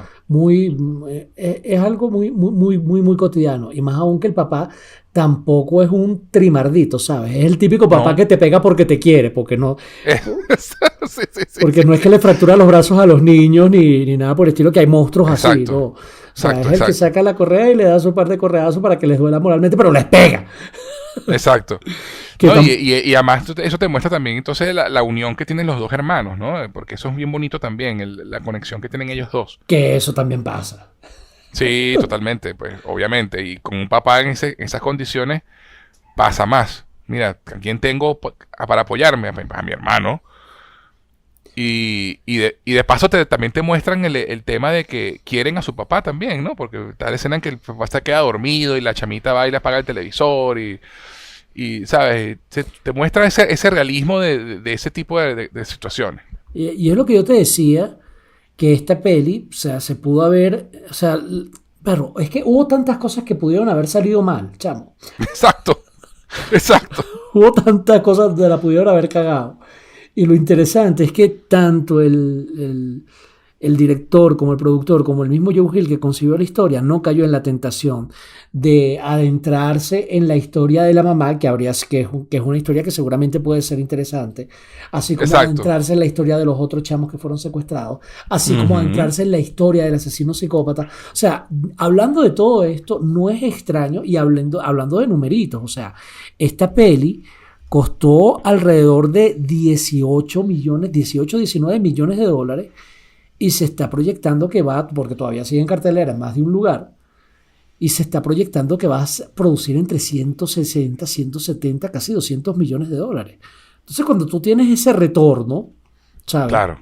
Que tú pagas uno y ganas 100, apuestas $1 y ganas $100, los estudios se vuelven locos y dicen secuela. Sí. No, y además la productora de la película, que es Blumhouse, que se ha convertido en una de las productoras más prolíficas del género. Jason Blum es un tipo bastante sensato, y esa siempre ha sido su apuesta, ¿no? Invertir poco pero en buenas historias para que haya un buen retorno. Entonces, y Jason Blum, de hecho, pues eso es lo que tú ibas a decir, pues, de la posible secuela que pueda haber. Para mí la película está redondita, no hace falta una secuela de esta vaina. Totalmente. Coño, pero, berro, o sea, valga otra vez la referencia. Lo mismo pudo haberse dicho del Padrino 1 y salió el Padrino 2 y nos cayó a todos la boca. O sea, exactamente. Lo mismo pasó con Terminator 1 y mira, llegó Terminator 2 y nos cayó a todos, que Terminator 2 fue incluso hasta mejor que la hasta mejor, totalmente. Exactamente. Sin discusión. Que el Padrino 2 sea mejor que la 1, eso es tema para otro programa. Exacto. Pero o sea, siempre se puede hacer una buena historia, siempre que hay una buena historia, sí, pues. Segundas partes no solo pueden ser buenas, sino que pueden superar la original, ¿no? El Imperio contraataca. El Imperio contraataca, y tienes otra que tú dices, wow. Bueno, pero esa estaba concebida así desde el principio, vamos a estar claros. No necesariamente, No necesariamente, pero bueno. Pero igual es realmente superior, pues. Si tú sabías que esa historia estaba chucuta, entre comillas, en la 1, ¿no? Entre comillas. Tú sabías que había una antes y un después, hasta cierto punto parecido con lo que pasa acá. Este universo puede expandirse, pero no? el temor es que la vayan a cagar en la secuela, porque en serio la película es súper redondita, no le hace falta nada, yo la dejaría como está, porque así como está, chamo, Black Phone tiene, como te decía al principio de esto, media hora atrás, tiene todo el potencial de convertirse, de estar ante un nuevo clásico. En un clásico, estamos ante un clásico automático del terror, chamo, o sea, en serio, de una cosa que puede llegar a tener su lugar en la historia. No digamos que como Halloween o El Exorcista, pero bastante cerca. Eso. Lo que llaman un underground classic, pues, esas películas que no son mainstream realmente, pero que entran en un nicho en el que hay un grupo de gente considerable que la considera y la recuerda. Totalmente. Y la mantiene en la conversación, ¿no? Totalmente. Porque es lo que hablábamos de Emily Rose, del mismo director. O sea, a mí me parece que esta es una película que debería estar en la conversación entre los mejores del género. Sí, y no lo está. Y no lo está. Pero yo creo que esto supera a Emily Rose, ¿oíste? Yo creo que cuando la gente se olvide que existe una vaina llamada Emily Rose, todavía The Black Phone va a seguir siendo una referencia. Totalmente. Además que, o sea, obviamente Emily Rose tiene el componente del juicio, ¿no? Que la película realmente va sobre el juicio. Y los elementos de terror son muy mínimos, pero tiene una de las mejores secuencias de exorcismo que se han hecho ever. Sí. Yo te voy a decir cuál es mi problema con el exorcismo de Emily Rose y lo que me sacó de la película. Y es que la película tenía un tono muy documental hasta cierto punto. Muy creíble. Muy todo lo que está ocurriendo aquí funciona y esto puede ser así. Y yo estaba así súper cagado hasta que la niña está en la escuela y de repente voltea a ver a un compañerito y lo ve así como un monstruo. Chamo, que a mí me pareció sacado del universo Marvel. O sea, que tú dices, wow, antes de que el encillo existiera. ¿Entiendes a lo que me refiero? Sí. O sea, y justamente, bueno, a mí eso no me hace tanto ruido porque justamente son de las cosas que pueden pasar si tú estás sufriendo de un problema mental, ¿no? Y ver cosas así. Claro, pero es el punto de que... Y ahí viene lo que pasa es que, claro, lo hicieron muy efectista visualmente. Exactamente, o sea, para mí fue como verle el cierre al traje de Ultraman, o sea, coño, pana. Sí, te entiendo. O sea, te entiendo. Habría sido para mí mucho más coherente y me hubiera dado mucho más miedo en Emily Rose. Sí, como hacía Hitchcock, ¿sabes? No me muestres la cosa, déjala a mi imaginación, como el bebé de Rosemary. O sea, que al final nunca te muestran el puto bebé. Lo que tú te imaginas es mucho peor que cualquier vaina que pasa. Exacto. Es una cosa así. Tiburón, el puto tiburón nada más aparece en la última escena, que eso fue un golpe de suerte porque Spielberg probablemente le habría cagado ahí. Totalmente. Si hubiera podido Él mismo lo dice. Si hubiera podido mostrar el tiburón desde el principio, lo hubiera mostrado. Exactamente, y la habría cagado porque se hubiera visto de plástico esa vaina. Entonces, sí. Coño, en este sentido yo creo que a Emily Rose le faltó suerte y en el momento en que hicieron esos efectos, a mí, coño, cuando vi el efecto ahí que yo decía, mierda, estoy viendo gomosito de plastilina pero con colmillo. Chamo, me sacó por completo. Cosa en que no pasen de Black Phone. Aquí este pan. No pasa. Aquí claro, también aprendió, el director tiene exacto, ya tiene un poquito más de calle, un poquito más de experiencia. O sea, con casi 20 años después de Emily Rose, el tipo dijo... Exacto. Es ¿sabes? O sea, Emily Rose fue su tercera película y fue su segunda película de estudio. Exacto. Y su primera película que se estrenó en cine, porque la de Hellraiser que hizo antes fue direct to video. Échale. Bueno, pero hablemos de Hellraiser, que la única buena es la primera. Eso, ¿no? Y además que, como te digo, es como a mí lo positivo de Emily Rose, o sea, supera por mucho a lo que se pueda criticar. Totalmente. Pero digamos que... es un muy buen guión en particular. Eso, a mí me parece que el guión estaba richísimo, chamo. O sea, y yo insisto y repito, y sé que estamos hablando de Emily Rose, pero bueno, es pertinente. La escena del exorcismo en esa película está en mi top 5 de escenas de exorcismo de toda la historia del cine. Bueno, pero es que tampoco es que tú puedas hacer un top 100 de escenas de exorcismo en el cine, ¿no? No, por eso dije top 5, pero no te sorprendería saber la cantidad de películas sobre exorcismo que existen, ¿eh? Probablemente me sorprendería eso. Oye, deberíamos proponerle ese tema, te lo resumo uno más. Haz un top de las mejores películas de exorcismo, porque capaz el tipo saca una película hindú, una cosa así extraña, mala. Una vaina rara, sí. O sea, yo todavía recuerdo cuando fui a ver Emily Rosa al cine, que yo estaba fascinado con la historia, ¿no? Con el guión y la vaina, y estaba enferma mentalmente o en verdad estaba poseída y todo el debate, y de repente llega la escena del exorcismo y a mí se me pararon los pelos, o sea, fue una vaina que me cagué. Y tú dices, mierda, ok. La escena me impactó cuando empieza a nombrar los demonios que tiene dentro, ¿no? Que tipo 1, 2, 3, 4, 5, 6, 7, empezando. O sea, toda esa escena, esa parte en el granero, o sea, fue así como que, ok. Ya me picaste la curiosidad, bien. Tengo que volverla a ver, capaz y la veo ahorita y me gusta. Yo la descargué anoche. Okay. Yo la descargué anoche. Hablando de ese tipo de cosas, chamo, tipo, entre comillas, tipo Hellraiser. Hellraiser para mí fue la primera de Hellraiser. Sí, estamos hablando de películas de terror, esto pasa. Ajá. Es mi podcast y yo hago lo que me dé la gana. Nada. Pero, o sea, Black Phone no va a caer en lo que me pasó con Hellraiser, chamo, que es que cuando la vi de carajito simplemente no pude verla por lo terrorífica que era, nada más imaginar a Pinhead, o sea, claro. Era que no me dejaban verla en lo absoluto, y cuando yo me atreví a ver algo así, en lo que aparecía el primer monstruo apagaba el televisor. Yo era más cagado que palo gallinero, o sea, el carajito que no se tarde va a ver una película de terror completa, pero el punto es que ni la podía ver de niño. Ya estando un poquito más mayorcito, entrando a mis 20, me dije, vamos a ver esta vaina que siempre he tenido curiosidad para verla, porque lo que recuerdo de niño era que me aterrorizaba por completo. Pese a que me encantaba Freddy Krueger, no soportaba Hellraiser. Cosas que pasan, vainas así. El punto es que empezando mis 20, la consigo, la pongo, la veo, chamo, y me la arruiné por completo. Los efectos me parecían de plastilina. Eso pasa. Las actuaciones me parecían acartonadas, el look ochentero me parecía ridículo. Yo decía, no, qué vaina tan mala. Y yo le tenía miedo a esto, qué asquerosidad de película, qué broma tan horrible. Y creo que sin quitarle mérito a que Pinhead como diseño es uno de los personajes más arrechos. Es brillante. Sí.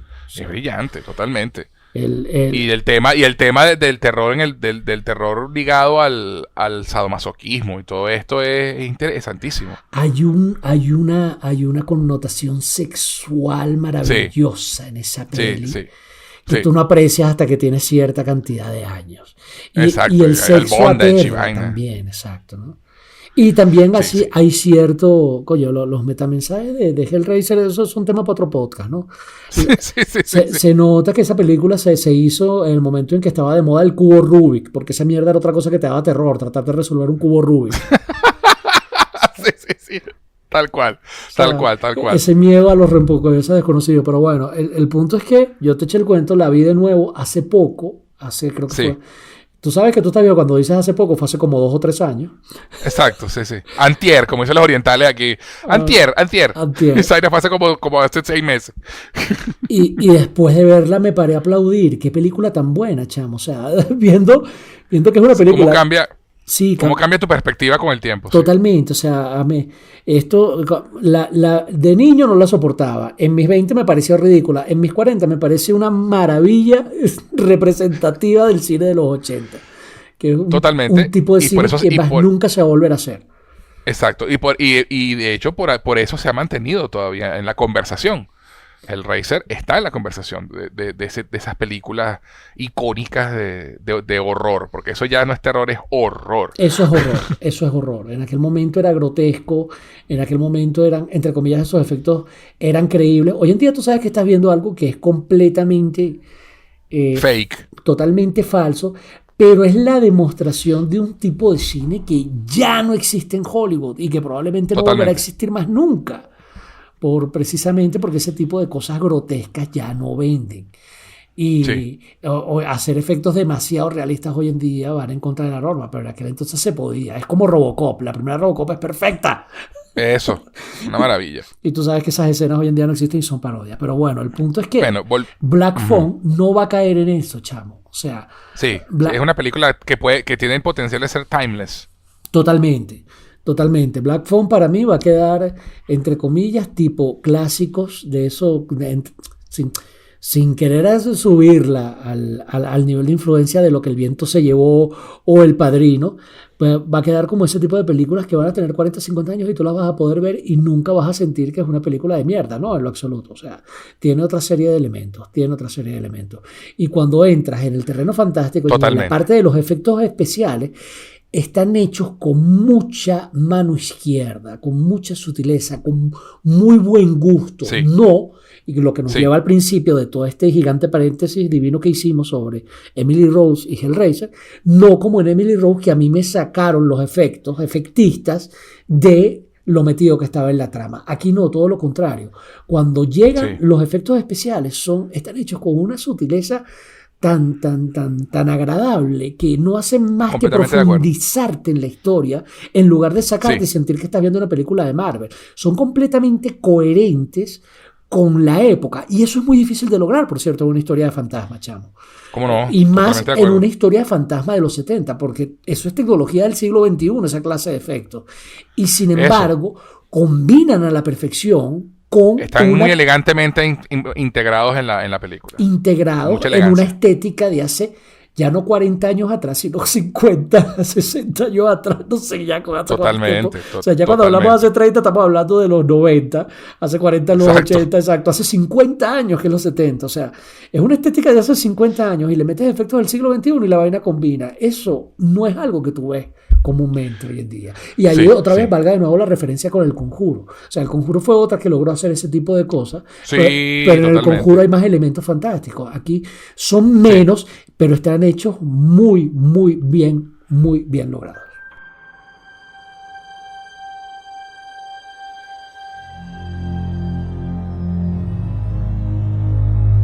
Sí, no, y bueno, ya que tocaste el tema, pues vamos a hablar del teléfono negro como tal y los fantasmas de los niños desaparecidos. Como elemento de la historia, ¿no? Porque es interesante que los fantasmas están en la película para nosotros, pero el chamo no los ve. Uh-huh. Es interesante eso, ¿sabes? Como elección artística de la película. Pero lo siente. Porque él simplemente escucha por teléfono las voces, pero nunca ve los fantasmas. Nunca hay una reacción de él de susto de mira al muerto que tengo al lado. Nunca los ve. O sea, él simplemente habla con ellos por teléfono. Entonces, los fantasmas están allí para nosotros, la audiencia, para darnos una referencia visual de quién está hablando, por ejemplo. Y no solo eso, sino que uno que le busca la quinta pata al gato, y no hay que ser muy brillante para eso, tú también te cuestionas si realmente se trata de fantasma o es que el chamo... O si está todo en la cabeza del chamo. Exactamente, o si el chamo está sollado, exacto, porque... Y esto... y esto de perfecto cristiano, perfecto cristiano. Sí, totalmente. Totalmente. Dirían los gringos, cuckoo as Cocoa Puff. Exactamente, algo así. Pero el punto es que también creo que la película, tú te diste cuenta que esta película es también, o sea, tiene el elemento de cuento de Navidad de Charles Dickens. O sea, sí, cómo no. Hoy te van a visitar 3 espíritus. O sea, lo que falta es los fantasmas ayudando al chamo a superar su trauma, ¿no? A ayudarlo a escapar. Y eso es una de las cosas que me pareció fascinante de la historia, ¿no? Que utilizan a los fantasmas para ayudar al protagonista, no para asustarlo. Eso, repito, Ebenezer Scrooge, chamo. Totalmente. Y de paso, los fantasmas de las Navidades pasadas, presente y futura. Exacto. En ese orden. O sea, tal cual. O sea, verlo así quien haya visto la película y me conozca dirá, pero pana, o sea, qué mente tan retorcida. Sí, huevón, se trata de eso. En serio. Sí, además que es buenísimo, o sea, y a mí me dio un subidón de rush de cuando empezó a pasar esto, porque los chamos, no, mira, yo traté de escapar y empecé a cavar un túnel, pero no terminé porque me mataron. Entonces, pero ahí está el túnel. Mira, si te metes a tal esquina vas a encontrar la vaina. O sea, cómo le van dando pistas. ¿No? Esa es la parte donde tú empiezas a convencerte, entre comillas, que lo que está pasando son manifestaciones paranormales reales y no es que el chamo se está volviendo loco. Exacto. Pero uno puede relacionarse con eso porque todos hemos experimentado momentos en la vida, a menos que seas muy joven de repente, e igual así hay casos, en donde te sientes solo, aislado del mundo, como en una especie de habitación o vacío, repito, como metamensaje maravilloso. Sí. Y no tienes compañía ni conexión con el mundo. Estoy hablando de un lugar metafórico, pero desde un punto de vista mental, la película establece un símil psicológico increíble. O sea, y es cuando tú aprendes de experiencias de otras personas que pasaron por lo mismo que tú, hayan o no hayan sobrevivido. Y eso lo puedes conseguir a través, no necesariamente de manifestaciones de fantasmas. Exacto. Pero sí, o sea, en palabras si mal no recuerdo, creo que fue de Isaac Newton, la gente dice que yo he llegado lejos, pero es porque estoy parado en hombros de gigantes. Sobre hombros de gigantes. Exacto, y el tipo se refería a otros matemáticos brillantes antes que él. Y es ahí donde tú dices, en realidad, en los momentos más oscuros de tu vida, y eso es lo que implica el progreso de la humanidad, tú tienes la sabiduría de literalmente... De lo que vino atrás, lo que viene atrás. Exactamente, todas las personas que dejaron cosas y herramientas para ayudarte a seguir con la vida. Entonces, y que han pasado por algo parecido o por lo mismo que tú estás pasando. Exactamente. Y otra vez, y yo creo que por eso es que tú me tienes el mote de filósofo en esta vaina, pero... Recuerda la frase de Plutarco, el escritor griego, que decía que el cerebro no es un vaso por llenar, sino una lámpara por encender. O sea, y estando en ese vacío, al pana literalmente se le prende el bombillo y empieza a pensar fuera de la caja estando dentro de la caja, valga otra vez. Totalmente. Valga y eso de encender, y además eso de encender luces en rincones de la mente es muy cierto, es muy real. O sea, es así, o sea, tú de pronto tienes una parte de tu vida en la que de pronto dejaste a un lado y de repente porque llega alguien o llega algo o pasa algo y se prende el bombillo de ese segmento que estaba apagado y ¡uf! ¿Sabes?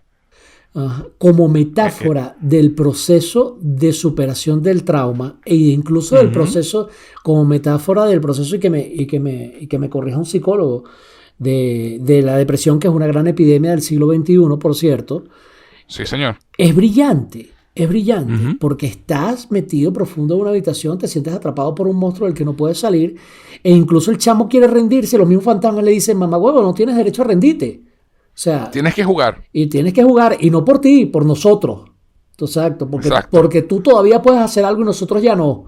Y nosotros, que no pudimos sobrevivir a esto, fundamos las bases para que tú sí lo puedas hacer.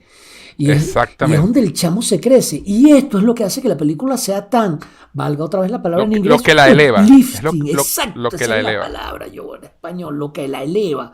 Y lo que te hace sentir que la verdad es que, o sea, después de ver este tipo de cosas, es hasta cierto punto como Rocky. Tú dices, solo que Rocky es mucho más directo en su comparación. Un underdog story.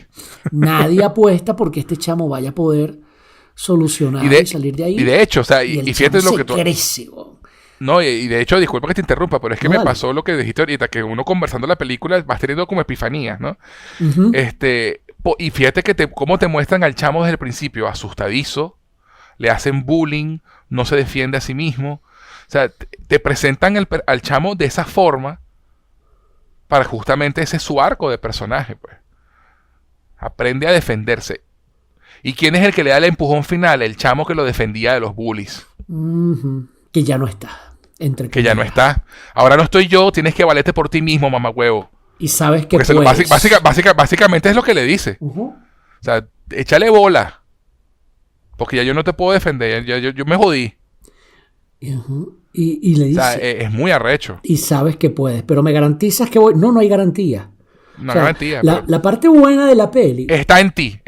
Sí. La parte genial en serio de la peli, Joe, es que tú en ningún momento... O sea, tú sabes que tú no estás viendo una película de Disney, chamo. sí, tal cual. O sea, la vaina de la violencia con los chamos... Tú sabes. Es totalmente realista. Cuando al chamo le caen a coñazo, le caen a coñazo. Ajá, exactamente. Tú sabes que en cualquier momento una vaina puede salir mal. Sí. Y tú sabes que en cualquier momento la tortilla se puede voltear. Pero cuando al final el chamito no joda y le cae a coñazos al carajo y le quita la máscara y el tipo reacciona con ese trauma y le termina de dar coñazo y lo mata.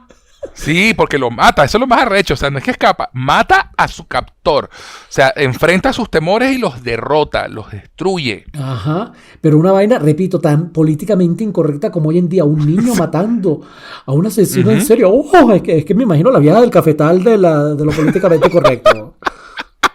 Sí. Tal cual, y es tan satisfactorio. Tú dices, sí, mamá huevo, mátalo, no Sí, joda. sí, uno se quiere parar a aplaudir. Totalmente. Verga, me hacía falta ver eso en el cine. Hoy en día probablemente, o sea, habría salido una serie de carajos a protestar por los derechos de los asesinos psicópatas captores de niños. Ellos también son personas. Ellos también son y personas, tienen derechos. Porque ellos tienen una marcha, entonces, porque él es asesino psicópata captor de niños torturador, pero es porque él se identifica de esa manera. Y eso y hay que respetarlo. ¡No, mamá, huevo! Sí. Además que es impresionante, porque no hemos hablado de Ethan Hawke y creo que es el momento. De verdad, que él siempre ha sido un actor excelente. Eso no se duda. Y él haya trabajado ya con Scott Derrickson en Sinister, que es un peliculón, chamo. Si no la has visto, tienes que verla. De verla. Y de verdad que la actuación de él aquí, qué creepy. Maravillosa, es maravillosa, o sea, es flawless, O sea, totalmente impecable. Totalmente. Y eso, ¿no? Además que también te dan a entender que él también llegó un momento a escuchar el teléfono. O sea que Ajá, es que son cosas también interesantes que te dicen muy sutilmente cómo fue su vida. Porque entonces eso implica que él estuvo encerrado en ese sótano. Sí. Que probablemente su padre lo castigaba allí. Y la cuestión exactamente de él querer jugar este juego con niños fue por, papá, tú juegas los juegos que tú aprendiste.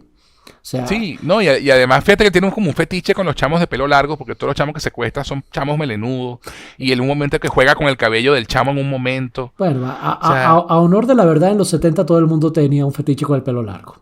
Y que lo diga José Luis Rodríguez, que todavía está ahí, ¿no?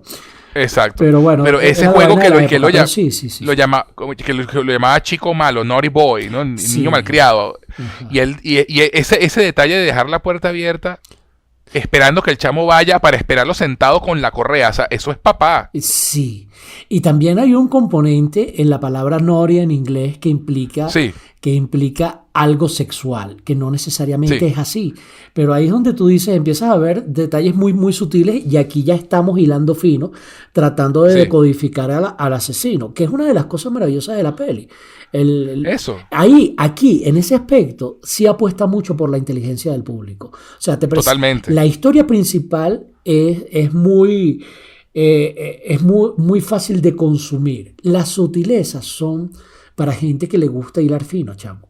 Que le gusta ir más allá, que le gusta ir un poquito más allá. Por eso, y me explico, y es cuando te digo que esta película se eleva a la categoría de arte, porque dos personas pueden ver la misma vaina y ver dos cosas diferentes. Todo lo que tú me estás diciendo del asesino, no lo ve un chamo de 14 años que entró a ver la peli y dijo, bueno, qué arrecho, me gustó, y ya. Exacto. Que esa época uno lo que le gusta es ver a Miguel Ángelo, Donatello, Rafael y Leonardo. Exacto. Y listo, o sea, uno consume eso. De hecho, Schwarzenegger y Albivac, que no tiene nada de malo, por cierto. Eso. No, nada de malo. Todo tiene su lugar y su momento. Qué bien cae una hamburguesa McDonald's de vez en cuando. Pero el punto es que tú aquí en esta película te estás comiendo una hamburguesa McDonald's y también un paté francés, una cosa así. Algo realmente exquisito. O sea, y todo depende de tu propia capacidad. Y esto es muy difícil de lograr. Muy difícil de lograr. Años, repito, años sin ver la peli. Es más, tú creo que recuerdas la frase con la que yo te vendí esta peli, porque yo la vi antes que tú. Una de las pocas veces que veo una peli antes que tú. Es verdad. Es verdad. Y yo apenas terminé de verla, te llamé y te dije, marico, creo que tengo una nueva película favorita. Así, sí, tal cual. Esa fue la frase que me dijiste, es verdad. Eso me hizo inmediatamente, la voy a ver mañana. Me acuerdo que te lo dije. Mañana la veo cuando tú que tú lo dijeras así, eso fue como que "Ey, tengo que ver esto". Porque la película estaba en mi radar. De hecho, yo la tenía descargada porque había visto el tráiler y me parecía que es súper interesante. Pero no me había puesto que la voy a ver tal día. Cuando tú me dices eso, no, mira, mañana la veo y te digo. Y así fue. Y la viste y te gustó, está bien. No, pero Sí. pero es que en serio me impresionó en muchos niveles, chamo. Sí, Es, sí. es una peli que si no la ves, es este tipo de película, chamo, que marca generaciones, ¿sabes? Sí, que puede tener tiene ese potencial de hacerlo. Tie- No podemos decir que lo haya hecho todavía, Tienes porque razón, es tiene muy potencial. reciente. Pero el punto Sí, es que a lo mejor no marque una generación, pero sí te digo que es el tipo de películas que tú las ves y vas a recordar para siempre cuando la sí, viste. O sea, sí, yo creo que es muy difícil permanecer indiferente ante esta peli. Como es muy sí. difícil permanecer indiferente ante un Volver al Futuro, o permanecer indiferente ante un Silencio de los Inocentes, o permanecer Eso. indiferente a, qué sé yo, A ante Star Wars o al Padrino. ajá, o quién mató a Paquita Gallego. Mentira. Eh, O sea, No, pero es verdad. O sea, realmente yo todavía recuerdo que como tú me llamaste, todavía estaban los créditos de la música de los créditos sonando. ahí tú lo escuchabas de fondo, ¿verdad? Sí, sí, sí, sí. No, no. Y de verdad, la película tiene estos elementos, y sobre todo relacionados con el personaje de Ethan Hawke, ¿no? Con The Grabber, ¿no? Que de paso nunca sabemos su nombre, lo llaman The Grabber, el secuestrador, el que agarra. Y el tema de las máscaras. Y hay un detalle interesante con las máscaras. Primero, ¿tú sabes quién es Tom Savini? No. Culturízame. Ok, Tom Savini es un actor slash creador de efectos especiales Ok. que se hizo su nombre en los 60 y los 70 con George Romero. Ok. Él fue el creador de los zombies, del look de los zombies de Romero, entre otras cosas, ¿no? Ok. El tipo, ¿tú te acuerdas de From Dusk Till Dawn?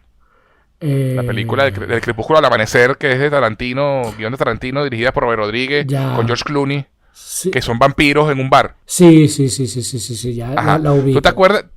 No sé si tú te acuerdas que había un personaje que tenía una pistola en el pipí, que se abría la vaina y se levantaba, era una pistola. Ese es el tipo de cosas que no se te olvida acá. Ajá, bueno, ese actor es Tom Savini. Ok. Y el tipo es un diseñador y creador de efectos especiales muy conocido en la industria, sobre todo para películas de terror y efectos prácticos, ¿no? Maquillaje y efectos especiales prácticos. Esa es su especialidad. Y él diseñó las máscaras. Interesante. Él diseñó las máscaras de Ethan Hawke en la película. Y las máscaras tienen también ese tema de teatralidad, ¿no? Esa imagen clásica de las máscaras del drama y la Ahí comedia. también tienes otra cosa, la comedia y la tragedia, exactamente. Y Sí, amén de que todo el tema de las máscaras también psicológicamente tiene muchísimo simbolismo, que te pasa con la total. máscara, yara, todo este peo y demás. No, y además durante toda la película él tiene varias máscaras distintas. Sí, y esta película No, jamás habría sido igual de efectiva si esas máscaras hubieran tenido otro diseño, chamo. O sea, Sí, no, el diseño es maravilloso, un diseño maravilloso. visualmente el diseño de la máscara, bueno, termina siendo el póster de la película. Tú pones de Black Phone. Por eso quería nombrar a Tom Savini, porque Ok. el tipo es una leyenda en la industria, sobre todo en las B-movies, y él fue el que diseñó las máscaras. Wow. O sea, hay que darle crédito al César lo que es el César, pues hay que darle el crédito al señor. Pararse a porque, de verdad, aplaudirse. tipo, ¿Tú sabes qué es arrecho la vaina? Que una película que se llama El teléfono negro y el póster sea una máscara y no haya un teléfono por ningún lado. Exacto, exacto. Ese- Y además es que las diferentes máscaras, hay momentos que tiene una máscara que le cubre la boca y la nariz, pero no la cabeza. Sí. O sea, Y- las máscaras son muy creepy todo el tiempo. Totalmente. ¿Tú te imaginas una película llamada qué sé yo, La Máscara y aparezca un celular en el póster? O sea, Sí, sí, sí, sí. tú Sí, dices, sí, ¿qué? sí. O sea, es una cosa simbólica e interesante. Totalmente. Pero sí, el tipo va cambiando de un momento a otro con sus putas máscaras y todas son súper efectivas. Y para el Totalmente. observador distraído, pudiera ser que siempre es la misma, pero como que cortada en pedazos cada vez. Y no, son varias. Ujú. Son varias, pues hay máscara, por ejemplo, la escena en la que él va con el periódico a ver si el chamo le va a mentir, ¿no? Que le dice cuál es su nombre, y el chamo le dice el nombre que no es. Y el Uf, tipo le tira ese el momento es periódico. genial.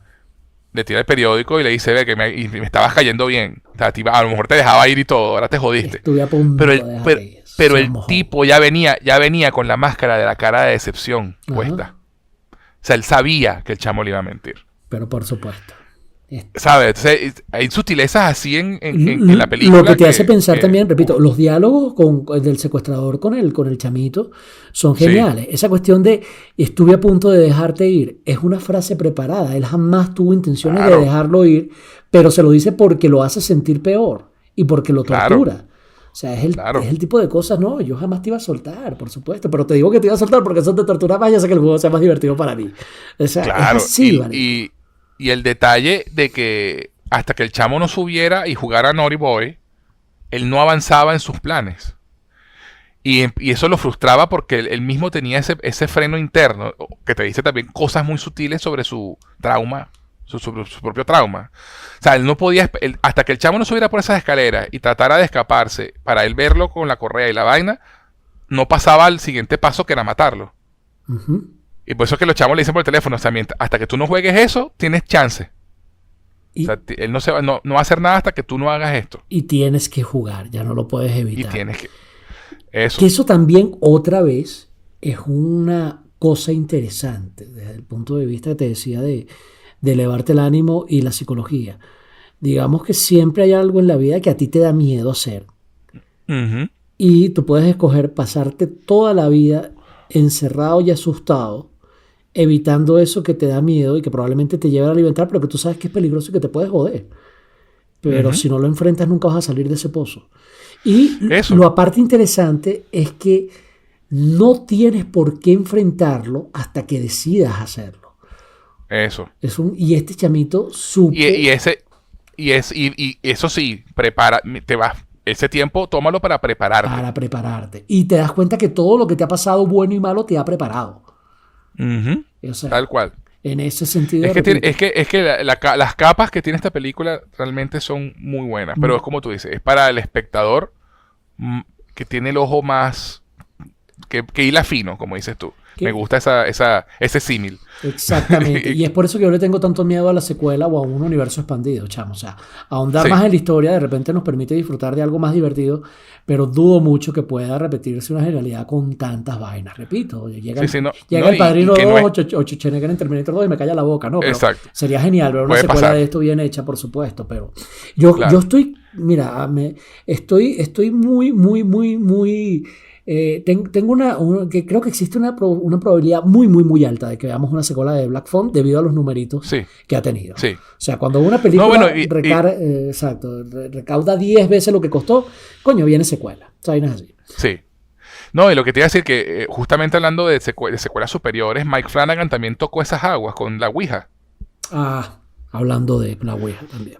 Y la película original de La Ouija era una mierda. Con M mayúscula, y a Flanagan le encargan hacer una continuación, y él decide, ok, la voy a hacer, pero voy a hacer la precuela ambientada en los 70 y voy a hacer mi vaina como yo quiera.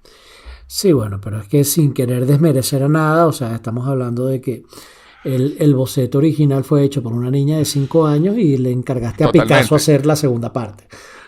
No, totalmente, pero hablando del tema de secuelas que pueden mejorar lo que se hizo antes, ¿no? Y obviamente en este caso la película original es arrechísima, y la secuela tiene mucho más potencial que tiene que sobrevivir. Sí. Pero bueno, a lo que voy es eso, ¿no? Que de repente se encuentran una buena historia y la hacen bien, pues puede funcionar. Y yo creo también... Siempre es importante que se encuentre una buena historia. Totalmente. La historia es principal. Sería interesante ver cómo están los derechos precisamente de la historia, chamo. O sea, tú sabes que Stephen, y eso yo sé que tú lo sabes, pero lo recuerdo a la audiencia, que después de las secuelas de Cementerio de Animales y de Los Niños del Maíz, Stephen King decidió añadir una cláusula a sus contratos diciendo que no podían hacer secuelas sin su autorización, ¿no? Correcto. Correcto, sí, señor. ¿Quién sabe en qué estado estén los derechos de esto con Joe Hill? Porque Joe Hill no es Stephen King. Claro. Entonces, porque, por ejemplo... Por mucho que se parezca a él, ¿eh? Exactamente. ¿Tú has visto Joe Hill? ¿Tú has visto fotos? No, pero tal vez alguna vez, pero no lo ubico, porque es igualito al papá. Verga, pero es que parece mini-me. Entonces creo que sí lo he visto. Sí, vale, por supuesto. Vale. Es el papá en los 70, ¿no?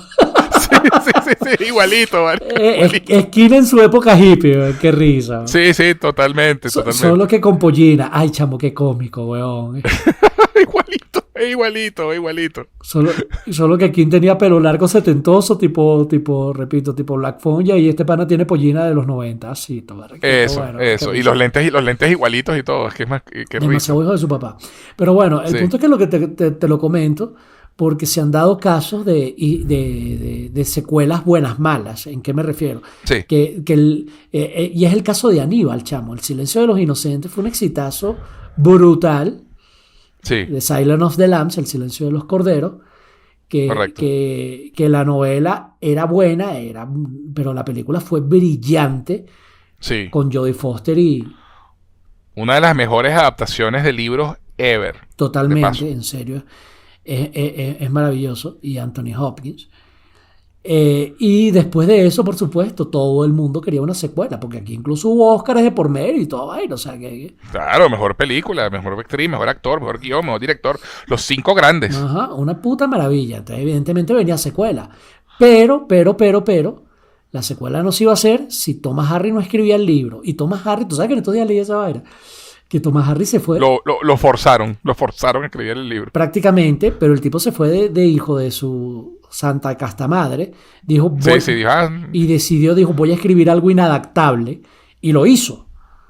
Sí. El tipo dijo, ¿ustedes me quieren obligar a hacer una secuela? Ok, voy a hacer la vaina más loca que se me ocurra en la vida. Y ustedes ven qué hacen. Y lo interesante es que la película de Aníbal fue, pues, en comparación con El silencio de los inocentes, obviamente. El silencio de los corderos, fue mala, que es una buena película, pero en comparación con su predecesora es mala. Exacto. O sea, no tiene el mismo nivel. Totalmente. Pero la novela de Aníbal, en comparación con la novela del silencio de los corderos, es mucho mejor. O sea, en serio, cuando... Es mucho más compleja e interesante. Sí, tiene mejores personajes y tiene mejores cosas. Y en la novela pasa algo que no pasó en la película porque era imposible de que pasara. El final. No, el principio, chamo. ¿Por qué me explico? O sea, Thomas Harris en la novela, tú no sabes que Aníbal es el comendatore hasta que prácticamente... Del museo. Ajá, del museo, hasta que prácticamente ocurre el asesino. Hasta que ocurre el asesinato, pues. Y el tipo ahí se revela como Aníbal Lecter. Y tú todo el tiempo lo ves como eso, el tipo el director del museo, ajá, que asesina el curador. El curador, exacto, que termina asesinando al comendatore, pero tú no sabes que es Aníbal en la novela, porque tú no le ves la cara. Pero claro, son cosas que pueden hacer los libros que las películas no pueden hacer. Exactamente, pero ¿cómo haces eso y mantienes a la audiencia sin saber que es Anthony Hopkins? Coño, pana, claro. No se puede. No se puede. O sea, en ese aspecto, Thomas Harry dijo, ustedes quieren una secuela, voy a hacer una vaina que no puedan adaptar, marico, y el tipo lo hizo a propósito. Totalmente. No sé si lo sabía. Sí, no sabía. Yo sabía que había escrito el libro obligado y sabía que el tipo conscientemente decidió escribir la vaina más loca que se le pudo ocurrir, buscando que no la pudieran adaptar. Sí, yo eso lo sabía. Hizo esa vaina a propósito para que dijeran, la gente si quiere magia va a tener que ir al libro. Y así ocurrió. La película, entre comillas, fue una mierda en comparación con la predecesora. Repito que no es que sea mala. La película la dirigió Ridley Scott, o sea, y visualmente la película es brutal. Muy buena. O sea, la música de Hans Zimmer, la fotografía, de Gary Oldman como el villano, o sea, toda la cosa, o sea, muy arrecha. Pero el libro es brillante. Toda esa cuestión del palacio de la mente, son vainas. El palacio de la mente, son unas vainas inadaptables. Totalmente. No, y incluso salvando las distancias, me recuerdo esa frase que no puedes adaptar a Kafka. Exacto. No, que decía que tan inadaptable es que, o sea, no, el estudio dijo, ok, vamos a hacer la película, pero no vamos a hacer ese final. Correcto. El final lo cambiaron. De hecho, Jodie Foster le ofrecieron hacer la película y cuando leyó el libro dijo, no, yo no voy a hacer esto. Sí. O sea, porque realmente lo que hacen con el personaje de Clarice es fascinante, pero cuando el personaje como termina en El silencio de los inocentes a como empieza en Hannibal, es un coñazo para el lector, para la audiencia. Sí lo es. O sea, la caída en desgracia del personaje, pues, y cómo termina básicamente empatada con Hannibal y siendo su pareja, pues. O sea, verga. O sea, sobre todo porque Clarice la presenta como una mujer muy moral y muy recta. Y de hecho, eso fue lo que Jodie Foster le hizo ruido. Exacto, que ella pasó de ser, entre comillas, tú lo has dicho, la ejecutora. El parangón. O el paradigma de la justicia y termina siendo Harley Quinn del Joker. En el Exacto. libro, paseando de la mano con él por Argentina viendo la ópera. Además, la escena brillante de Barney viéndolos en el balcón y yo, ¡mierda! Exactamente. Ay, pero dirá la audiencia, eso no lo vi yo en Aníbal. No, eso está en el libro. Eso está en el libro. El libro mantiene dentro de todo un poco la integridad de Clarice. Y justamente eso es lo que daña la historia, porque esa historia va para ese punto. O sea, es inevitable ese punto, porque en la historia Hannibal le cura a ella el trauma con su papá. Ajá. Y eso la libera. Y la libera. Entre comillas, la libera para que ella tenga derecho a volverse loca. Y se volvió loca. Exacto. Totalmente. Thomas Harris, I salute you. No, totalmente. Amén, que también la otra novela, la que vino después, Aníbal, El Origen, también me parece maravillosa y la peor película. Esa no la he leído. ¿No la has leído? Esa no la he leído. No he leído la novela. Si no el mejor, bueno, exagero con el mejor libro de Lecter, ¿no? Pero es que el punto es que es el único libro, Joe, que es solo de Lecter. Claro. Porque date cuenta que en El Silencio de los Corderos él es un secundario que se roba el show. Totalmente. Al igual que pasa en El Dragón Rojo, que es un terciario que se roba el show. Aníbal es la primera, entre comillas, donde él es el centro, pero pasa mucho a su alrededor. Pero El Origen es donde realmente tú dices, o sea, Thomas Harris te da una justificación de por qué el tipo es como es. No sé si llegaste a ver la película, por favor no la veas. Sí la vi. El tema con la hermana y toda la vaina. Sí, yo vi la película. La película está decentica. Sí, a mí te arruina, entre comillas, la sorpresa del libro. Otra vez el libro es mejor. El libro a mí me encantó. O sea, sobre todo porque es corto, es fácil, se lee rápido. Te lo recomiendo. Si has visto la película, ves más o menos cómo es, pero el libro está mejor escrito, cosa que suele pasar. Bueno, volviendo al Teléfono Negro. Es claro, esta película tiene tanto y saca tanto de cosas buenas del género que es inevitable irse por las ramas un poquito. Nos harán disculpar nuestros oyentes. Pero de verdad es que esta película nos refrescó muchísimo el tema del terror y el tema de este tipo de historias que no es inevitable buscar paralelismos y comparar con otras grandes obras. Te pongo una pregunta para irnos acercando al final de esto. Ajá. Es, si tú tuvieras que comparar The Black Phone con otra película de terror que tiene esa cantidad de capas, ¿cuál te viene a la mente? O si es que acaso te viene alguna a la mente.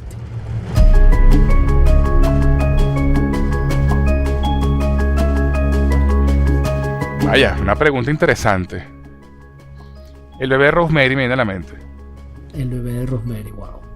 Buena referencia. Sí, porque es justamente la perspectiva de la claustrofobia, del trauma de esta persona que no sabe qué le está pasando. Claro, el bebé Rosemary termina de otra manera muy diferente. Yo te voy a decir, salvada la diferencia que el bebé Rosemary es para después querer tomarte un Kool-Aid con Rakumin. Sí, acotate a dormir. Sí.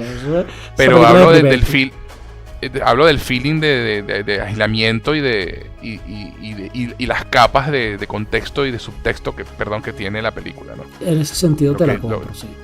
Lo que dice sobre todo hablando del bebé Rosemary, pues lo que dice del rol de la mujer en una relación, lo que dice sobre el tema de la sobreprotección, la condescendencia, muchas cosas interesantísimas de las que habla el bebé Rosemary, porque la pregunta fue películas con capas, ¿no? Películas del género con capas así de que van más allá de lo evidente. Sí, que te recuerda a exacto.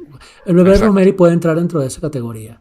Pero la parte... En tu caso, ¿cuál sería? En mi caso, y este es el punto, yo creo que Black Phone acaba de hacer algo que nunca habíamos visto en el cine, chamo.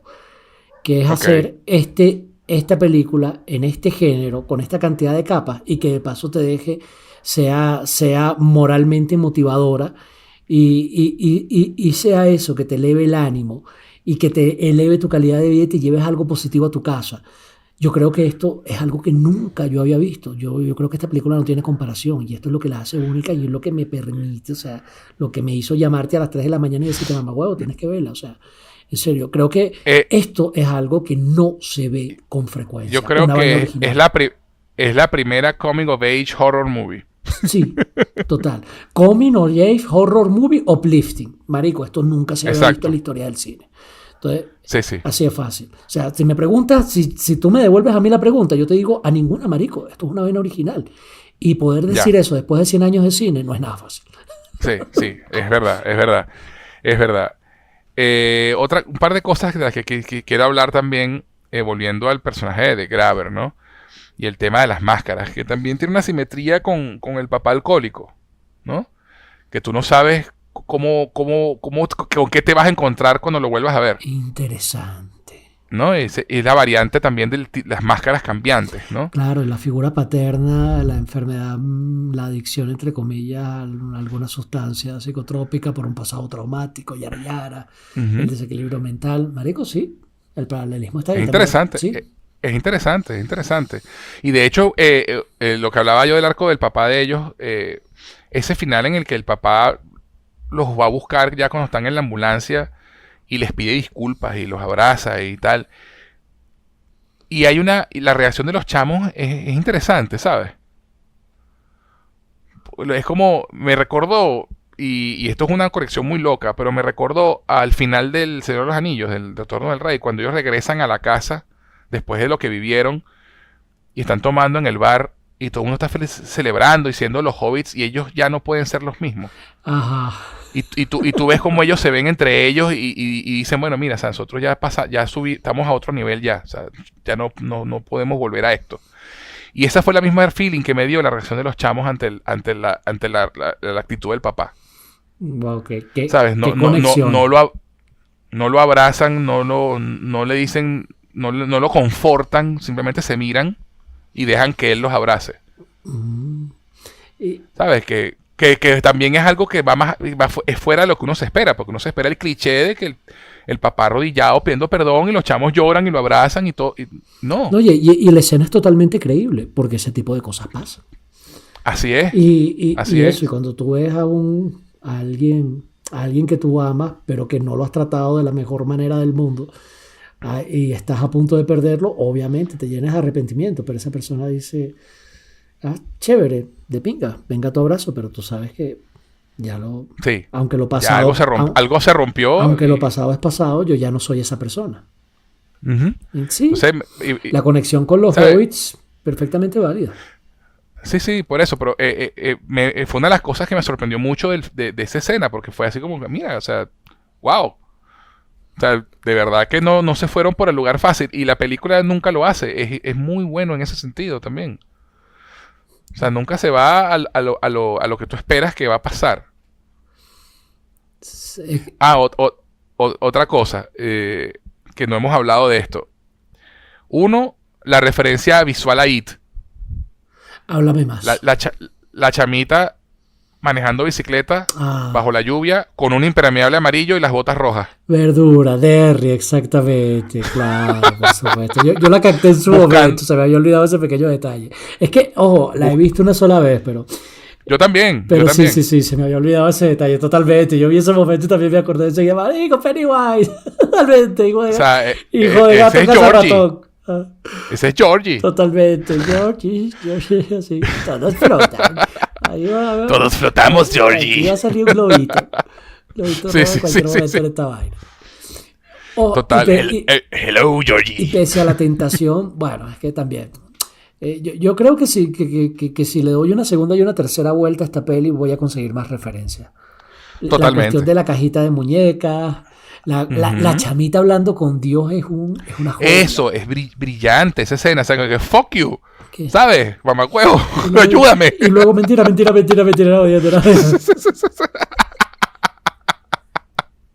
sí, no. La película de verdad, qué buen guión. Y obviamente el crédito va mucho a Joe Hill también, porque fue el que escribió la historia original y todo esto viene de allí. Pero qué bien hecha está la película, de verdad. A eso me refería cuando te decía, de repente capaz ojalá ya haya una cláusula de que no pueden hacer una secuela si Joe Hill no le da el visto bueno, ¿no? Sí. Ojalá, eso no lo sabemos. Porque si esa cláusula no existe, la van a cagar y punto. Eso. Pero si esa cláusula existe y el mismo Joe Hill pudiera escribir una secuela, chamo, sería genial. Sería divertido porque otra vez estaríamos en el caso que comentábamos de Aníbal Lecter con Thomas Harris. Que probablemente el mejor libro de Aníbal es ese, Aníbal, el que vino después del Silencio de los Corderos. Entonces sería muy interesante forzar a Joe Hill a tenerlo así. A que escriba una secuela. Ajá, tipo Misery en Mamagüevo escribe. Un par de cosas más y ya cerramos. Uno, el personaje de Max, el hermano de The Grabber. Ajá, eso no lo hemos nombrado. Yo te lo iba a nombrar hace rato también. O sea, qué buen elemento en la historia, ¿no? Que tú puedes decir, mira, esto lo pudieron haber quitado de la película y la película habría funcionado. Qué personaje tan innecesariamente bien puesto. Eso, totalmente. O sea, porque además no, tú lo quitas y la película no se altera para nada. No, prácticamente. No se altera para nada. O sea, prácticamente. Es muy poco lo que se altera. O sea, todo funciona Exacto. igual. Pero puesto ahí, da un elemento también de explicación. Porque un hermano salió todo traumatizado, jodido y escoñetado. Y el otro no. Y el otro no es que no. Exacto. Pero no lo canalizó asesinando gente. No de la misma manera, exactamente. Es cocainómano, es loco y es pendejo. Eso, pero de paso la idea de que el tipo está investigando los crímenes. Sí, y le da un toque orgánico de risa y de comedia a la peli que falta le hace y que le cae muy bien. Y de paso ayuda a la policía un poco y todo. Exacto, o sea, es humor accidental entre comillas, pero es muy inteligente la ubicación de ese personaje. Sí, además que también lo que tú dices, le da un respiro también de levity a lo que está pasando y hace que uno baje la guardia un poquito también, ¿no? Para lo que viene luego. Totalmente, porque se siente muy fluido y se siente muy bien. Y el hecho de que esté investigando asesinatos también te dice, ¿y por qué está haciendo eso? No entra en el background del tipo de por qué se obsesionó, simplemente está ahí así también medio sacado de la manga, medio a juro. Es una de las cosas que parece forzada, pero cuando tú te enteras que es el hermano del asesino, tú dices, ¡ey, ya va! Wait out. Otra vez, hay que felicitar a la peli por no sobreexplicar, pero te queda la curiosidad. Porque Sí. Totalmente. Y además que también la película, hablando del Silencio de los Corderos, la película se lanza una del Silencio de los Corderos con el engaño de las casas. Indeed. Que es un elemento que hacen en la película y no en el libro, si mal no recuerdo. Indeed. Ese red herring de que tú crees que están tocando la casa del asesino y resulta que el tipo está en la casa enfrente. Yo no recuerdo si está en el libro, hace muchos años que lo leo. Yo tampoco lo recuerdo, pero yo creo que no. Yo creo que eso fue un elemento que le pusieron a la película para crear el suspenso y el shock de la vaina, ¿no? Sobre todo porque el montaje de que todo está pasando al mismo tiempo, ¿no? Pues no recuerdo realmente tampoco si está en el libro. Exactamente. Pero es eso, ¿no? Habían dos casas. En la otra casa, en la casa en la que entra la policía, es donde están los cuerpos enterrados de los niños. El personaje este del hermano, chamo, me recordó así por encimita al tipo este que habla con los rusos en Stranger Things, al que termina siendo el novio de la mamá de los chamitos. Sí. Que tú sabes que al final te da risa, pero es un personaje serio. Holy shit, la cagué. Sí. Qué bueno. Y lo otro con lo que quiero cerrar, que no es tanto algo sobre la película, sino una anécdota que le escuché a Scott Derrickson en una entrevista de algo que le pasó con Jason Blum, el productor de la película, ¿no? El tipo comenta que él no sabe cómo, Derrickson no sabe cómo lo logró, pero él tiene una casa que tiene un sótano. Okay. Y tiene un sótano que, bueno, que más o menos ahí feíto, pero tiene su sótano.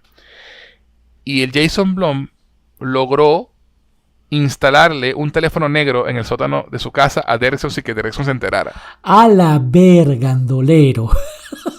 Qué creepy. Y luego lo llamó para que sonara el teléfono negro. Entonces, claro, Derrickson dice, coño, yo me friqué, pero dije, bueno, agarré mi linterna y bajé a ver qué era el ruido. cuando veo el teléfono negro en la pared y lo atiendo, es el carajo llamándome, jodiéndome. ¡Qué maldito! Y lo peor de la vaina es que el teléfono está directamente conectado al celular de Jason Blum. O sea, si él desconecta el auricular, llama al celular de Jason Blum directamente. No puede usarlo para llamar para más nadie. Ay, qué desgraciado, qué bueno. Y él dice que bueno, que al final se cagó la risa y tiene el teléfono todavía en su casa, pero lo tiene todavía instalado ahí. Lo que esté en el real, chico. Ese es el tipo de cosas que yo podría hacerle a mis amiguitos. ¿Verdad? Sí, totalmente. Qué maravilla. Yo también lo haría, chavo, pero de verdad qué bueno, qué cuento tan bueno. Quería cerrar el podcast con esa historia porque de verdad me pareció fascinante. Y coño, y que hombre, a otra persona de pronto con otro tipo de personalidad le hubiera dado mucha rechera. Totalmente.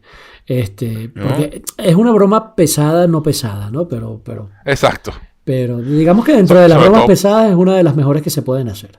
Muy propia del siglo XXI, entre comillas. No, bueno, y eso también es como en How I Met Your Mother hay un episodio donde hablan de las cosas, de los gestos románticos, ¿no? Y me permito el segmento que parece que está desconectado, pero no. Y tienen una tesis, ¿no? Que un gesto romántico en una persona que a ti no te gusta te puede parecer creepy. Pero si la persona te gusta el gesto y es romántico.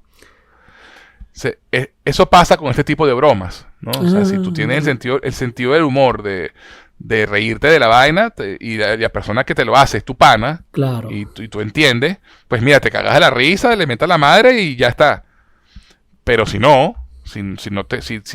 tienes ese sentido del humor, ese tipo de humor, ese humor negro, esa vaina, pues te puede caer muy mal. Tiene que haber rapport, por supuesto, para hacer este tipo de cosas, claro. No se la puedes hacer a cualquiera. Sí. Por supuesto, exacto. No le harías esta broma a un desconocido. Exacto. O una persona que no le guste el horror o que se asuste fácilmente, ¿sabes? Que tú no tengas la confianza de decirle, mira, de que sepas que la persona no lo va a poder manejar y se va a cagar la risa después.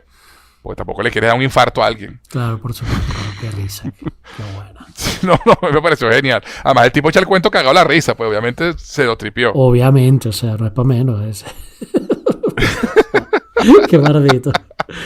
Pero bueno. Mejor habría sido, te imaginas, no sé, instalarlo en la noche mientras el tipo está durmiendo y que le aparezca en el cuarto. Qué risa, una vaina así. Qué risa. Sí. Tal cual. Pero bueno, mi querido Pablo.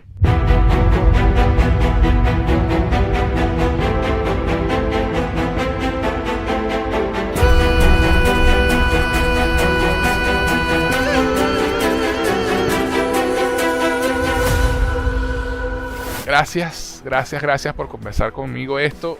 Yo sé que tú fuiste el que me recomendó la película y me acuerdo que cuando la viste dije que hacerle un podcast a esto. en lo que la vi yo.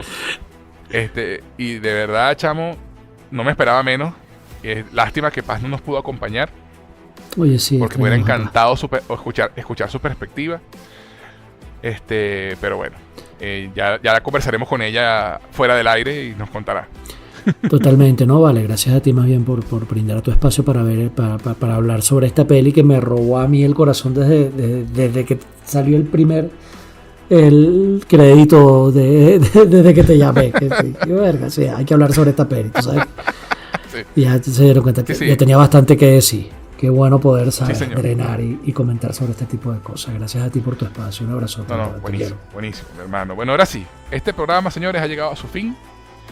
Pero antes de irnos, Pablo, ¿dónde te pueden encontrar en las redes sociales? @Sánchez Noguera, me pueden conseguir en todas mis redes. Y si tienen amiguitos que quieran aprender a hablar español, soy profesor de español como lengua extranjera en www.learnspanishonlineacademy.com. Aprende español onlineacademy.com, pero en inglés. ¿Y tu TikTok? ClickSpanish. @ClickSpanish. Está creciendo. Eso, va creciendo. Valga el chinazo.